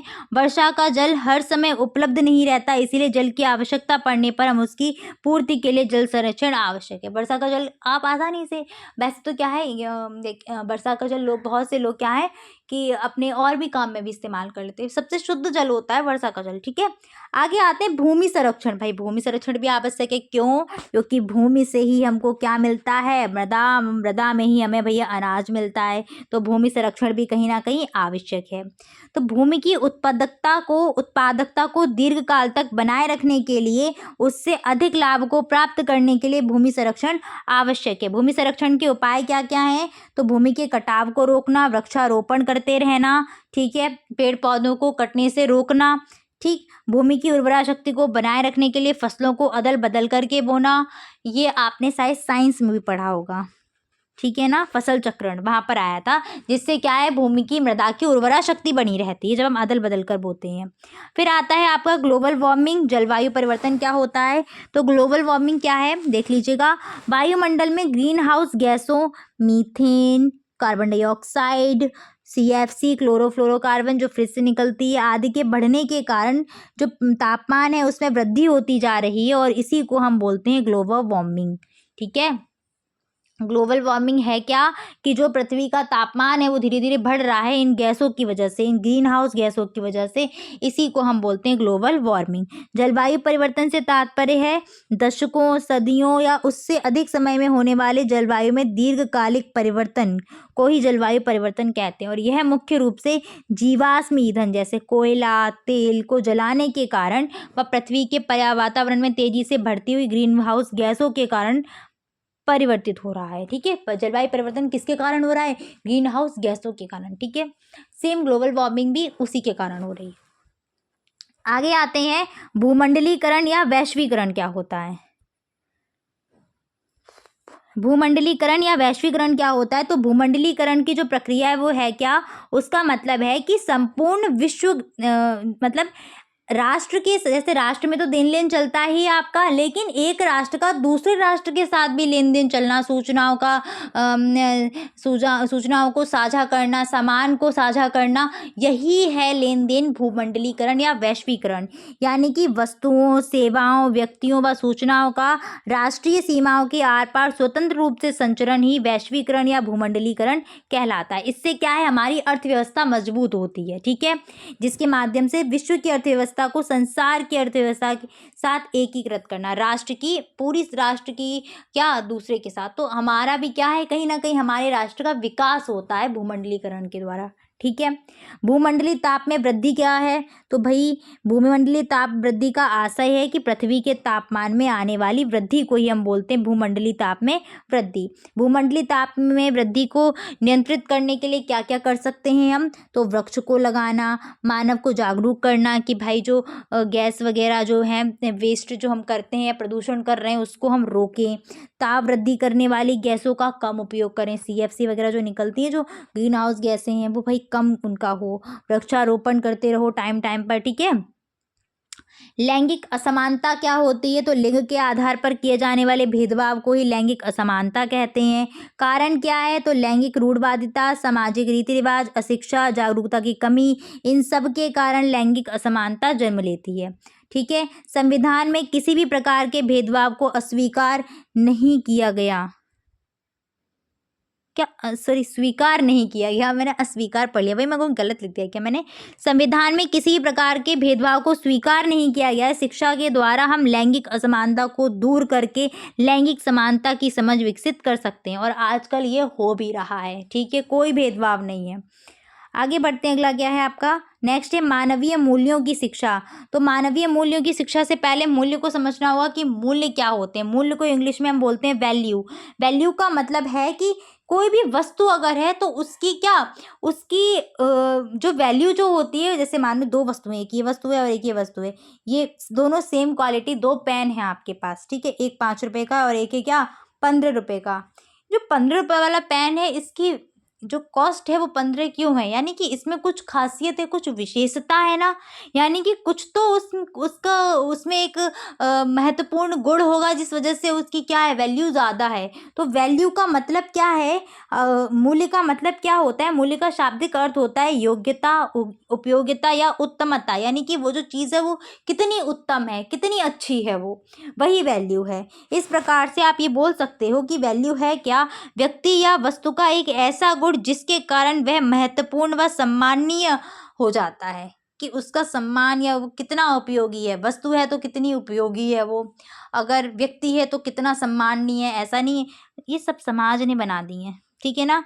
अब खुद सोचो, अगर एक व्यक्ति है जो चोरी नहीं करता, बहुत ईमानदार है, और वहीं पर एक चोर है, तो किसकी वैल्यू है, चोरी करने वाले की कि ना करने वाले की। कैसे निश्चित किया, ये किया हमने मानवीय मूल्य के द्वारा, ठीक है। तो इसीलिए पता चला कि कौन सम्माननीय है वहां पर। बताओ, चोरी करने वाले का सम्मान करोगे या बिना चोरी करने वाले का, चोरी करने वाले का तो कोई सम्मान नहीं करेगा। तो बस यही ऐसा गुण जो ये बता दे कि भाई ये जो व्यक्ति है ये सम्माननीय है, या ये व्यक्ति महत्वपूर्ण है, वही होता है मूल्य, ठीक है। अगर व्यक्ति की जगह क्या है, वस्तु है, तो वस्तु के लिए हम उपयोगी भी लगा सकते हैं। अब हम बात करते हैं मानवीय मूल्यों की, ठीक है। मूल्य की विशेषता क्या रहेगी, व्यक्ति और वस्तु में अंतर्निहित होता है विश्वास। इसका आधार क्या होता है, विश्वास। अगर आप वस्तु लेने जाओ और देखो कि भाई ये इतने की, इतनी फ्रिज या कूलर लेने जाओ, कुछ भी लेने जाओ, कि हाँ भाई इतने की है, इतने कॉस्ट की, इतना मूल्य है इसका, यानी कि भाई क्या है, विश्वसनीय है, चलेगी काफ़ी टाइम तक, ठीक है। हमारे व्यवहार की व्याख्या करते हैं, मूल्य निर्देशित करते हैं व्यक्ति को, और मार्गदर्शित भी करते हैं। मानवीय मूल्य की बात करें, मानवीय मूल्य में देखो मैं आपको बता दूं, ईमानदारी हो गया, ठीक है, सत्य बोलना हो गया, ये सारे गुण आते हैं जो जिनसे किसी व्यक्ति के चरित्र का निर्माण होता है। ठीक है। मानवीय मूल्य का शिक्षा में क्या उद्देश्य है? तो देखो, मानवीय मूल्य शिक्षा के उद्देश्य क्या क्या हैं? व्यक्ति के सुखद व अच्छे भविष्य के लिए ये हैं। अनैतिकता की परख करने के लिए कि जो व्यक्ति है वो क्या हो, एक टाइम पर आकर नैतिक व अनैतिक चीज़ों की पहचान कर सके। इसके बाद सहयोग की भावना का विकास करना देश के सुखद भविष्य के हेतु ज़रूरी है। व्यक्ति के आचरण में सुधार लाने के लिए अहिंसा, करुणा, प्रेम, बंधुत्व, इन सब गुणों का विकास करने के लिए मानवीय मूल्य क्या है? आवश्यक हैं। ठीक है। इसके बाद आते हैं मूल्यों के विकास में परिवार, समाज व विद्यालय की क्या क्या भूमिका है। तो इसको आप आसानी से लिख सकते हो। परिवार की भूमिका तो लिख पाए कि भाई परिवार किस तरीके से भूमिका अदा करता है। घर परिवार जीवन की एक पहली शाश्वत पाठशाला होती है। परिवार ही मूल्यों के विकास की प्रथम श्रेणी है।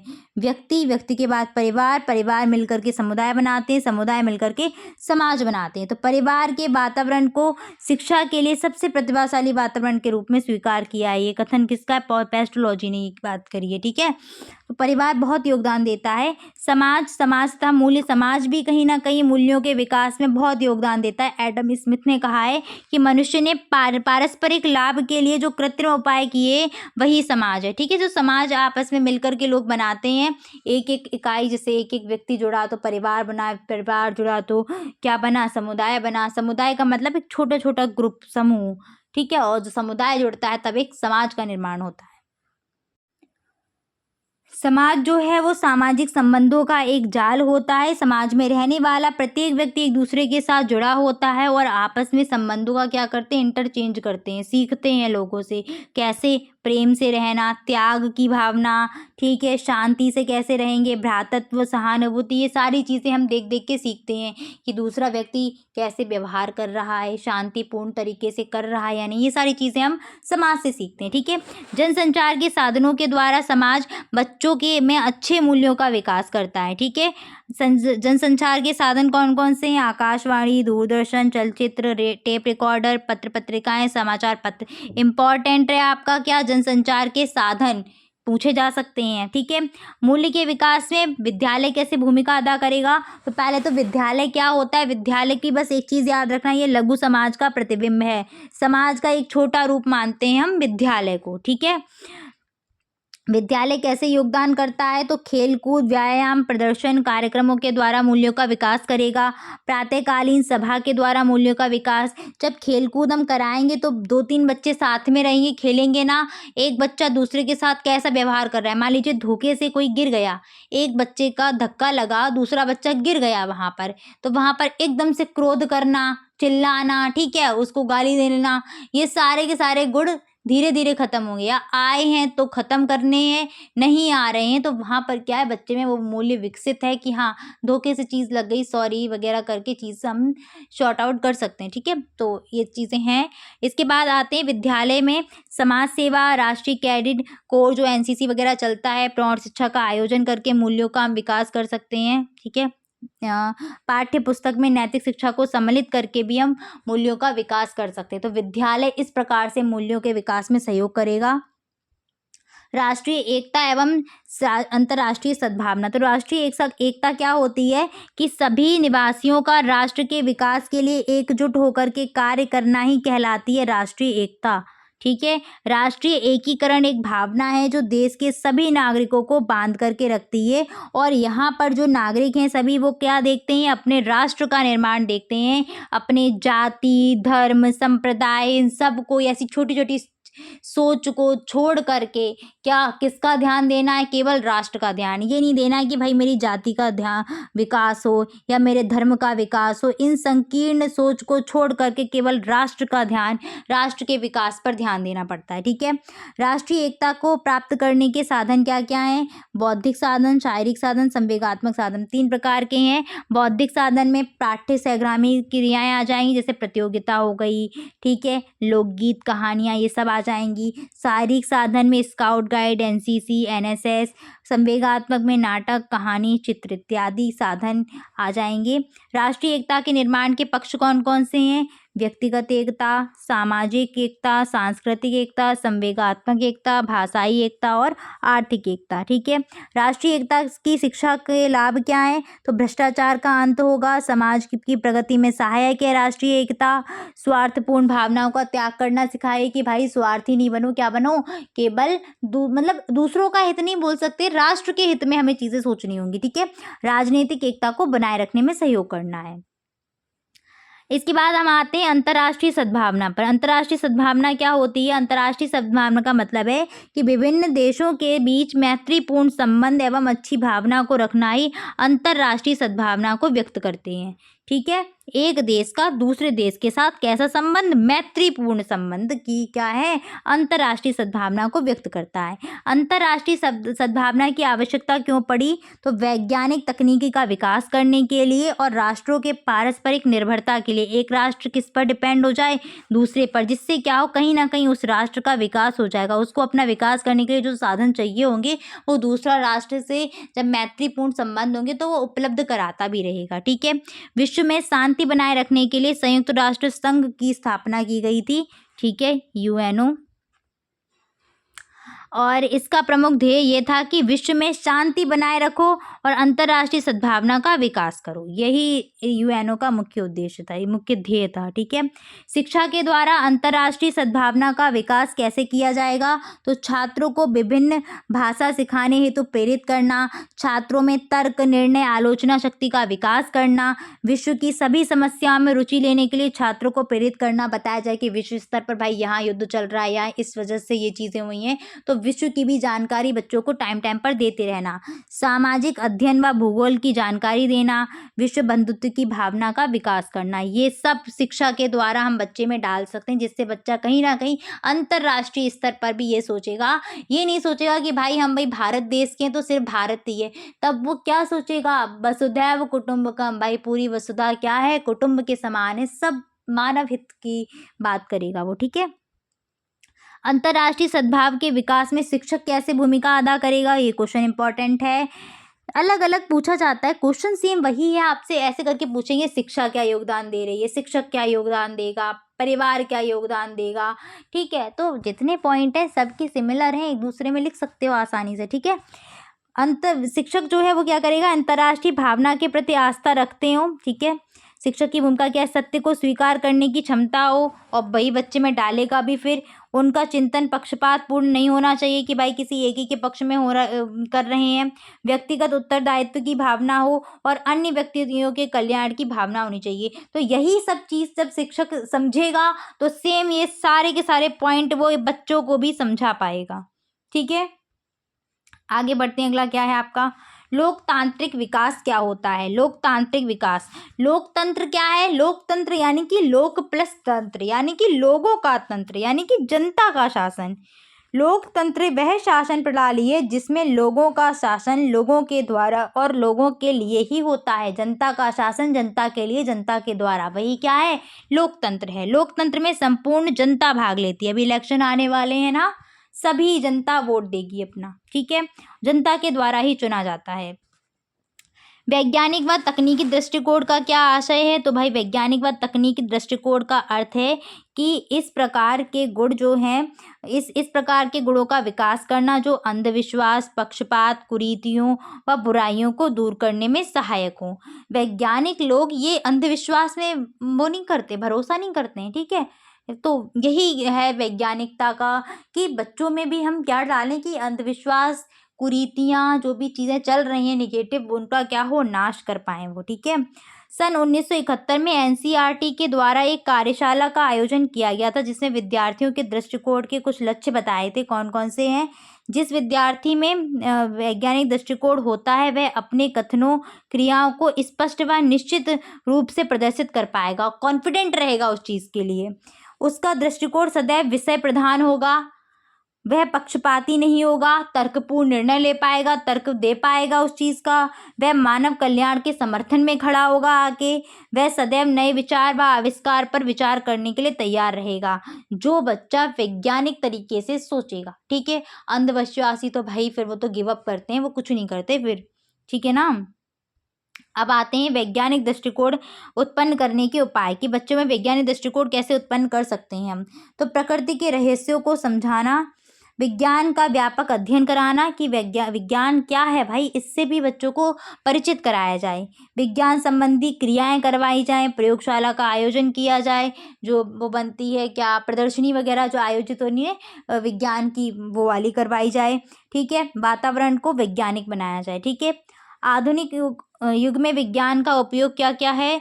तो विज्ञान पता है, विज्ञान जो है वो मानव जीवन के लिए बहुत ही उपयोगी है, बहुत ही क्या कहते हैं, बहुत से ऐसे जो साधन है जो किससे उपलब्ध हुए हैं, विज्ञान से। जैसे मोबाइल फ़ोन हो गया, आप अभी पढ़ रहे हैं वहाँ बैठे, किसके द्वारा, विज्ञान के द्वारा। ठीक है, तो विज्ञान के द्वारा मानव जीवन के लिए उपयोगी वस्तुएं बड़ी सरलता से प्राप्त हो जाती हैं। वर्तमान समय में विज्ञान ने हमारे दैनिक जीवन में बहुत सी कठिनाइयों को दूर किया है। कंप्यूटर, टेलीविज़न, रेडियो, पेंसिल, बिजली के सामान, रेलगाड़ी, सब सब सब कुछ क्या है, विज्ञान की देन है। इंटरनेट हो गया, इतनी सारी चीज़ें हैं कि आप खुद लिख सकते हो। ठीक है, यूट्यूब के माध्यम से देखिए आज कहाँ से कहाँ पहुँच गए हैं व्यक्ति। ठीक है, तो ये सारी चीज़ें हैं क्या, विज्ञान की ही देन है। तो आपका यहाँ पर जो सिलेबस है वो कंप्लीट होता है। सभी को भाई ऑल द बेस्ट, अच्छे से पेपर करके आइएगा। और भाई ये दोनों पेपर हैं, थ्योरी वाले पेपर हैं, इसमें बस लिखने वाला काम रहेगा। अगर कोई प्रश्न आपको नहीं आता है तो जितने मैंने पॉइंट्स बताए हैं ना, कोई ऐसे मान लीजिए किसी दूसरे विचारक का कथन आ गया या पूछा गया और आपको नहीं आ रहा है, तो आपको जिसका आता है ना उसी का लिख दीजिएगा, जिसके बारे में जो चीज़ आती है बस आपको लिख करके आना है। कोई भी चीज़ छोड़ करके नहीं आनी है, सारे पॉइंट्स लिख करके आइए बहुत अच्छे से, और अच्छे से करिएगा। ठीक है ना, चलिए तो फिर सभी को ऑल द बेस्ट, अच्छे से पेपर करना, कुछ पेपर में छोड़ना नहीं। बस लास्ट में यही कहूँगी, टाइम से पहुँच जाइएगा सभी लोग, सर्दी बहुत है तो जैसा हो सके अपना खूब अच्छे से कपड़े वपड़े पहन के जाना। ठीक है, चलिए, thanks for watching and please like share and subscribe my channel. Bye bye, take care.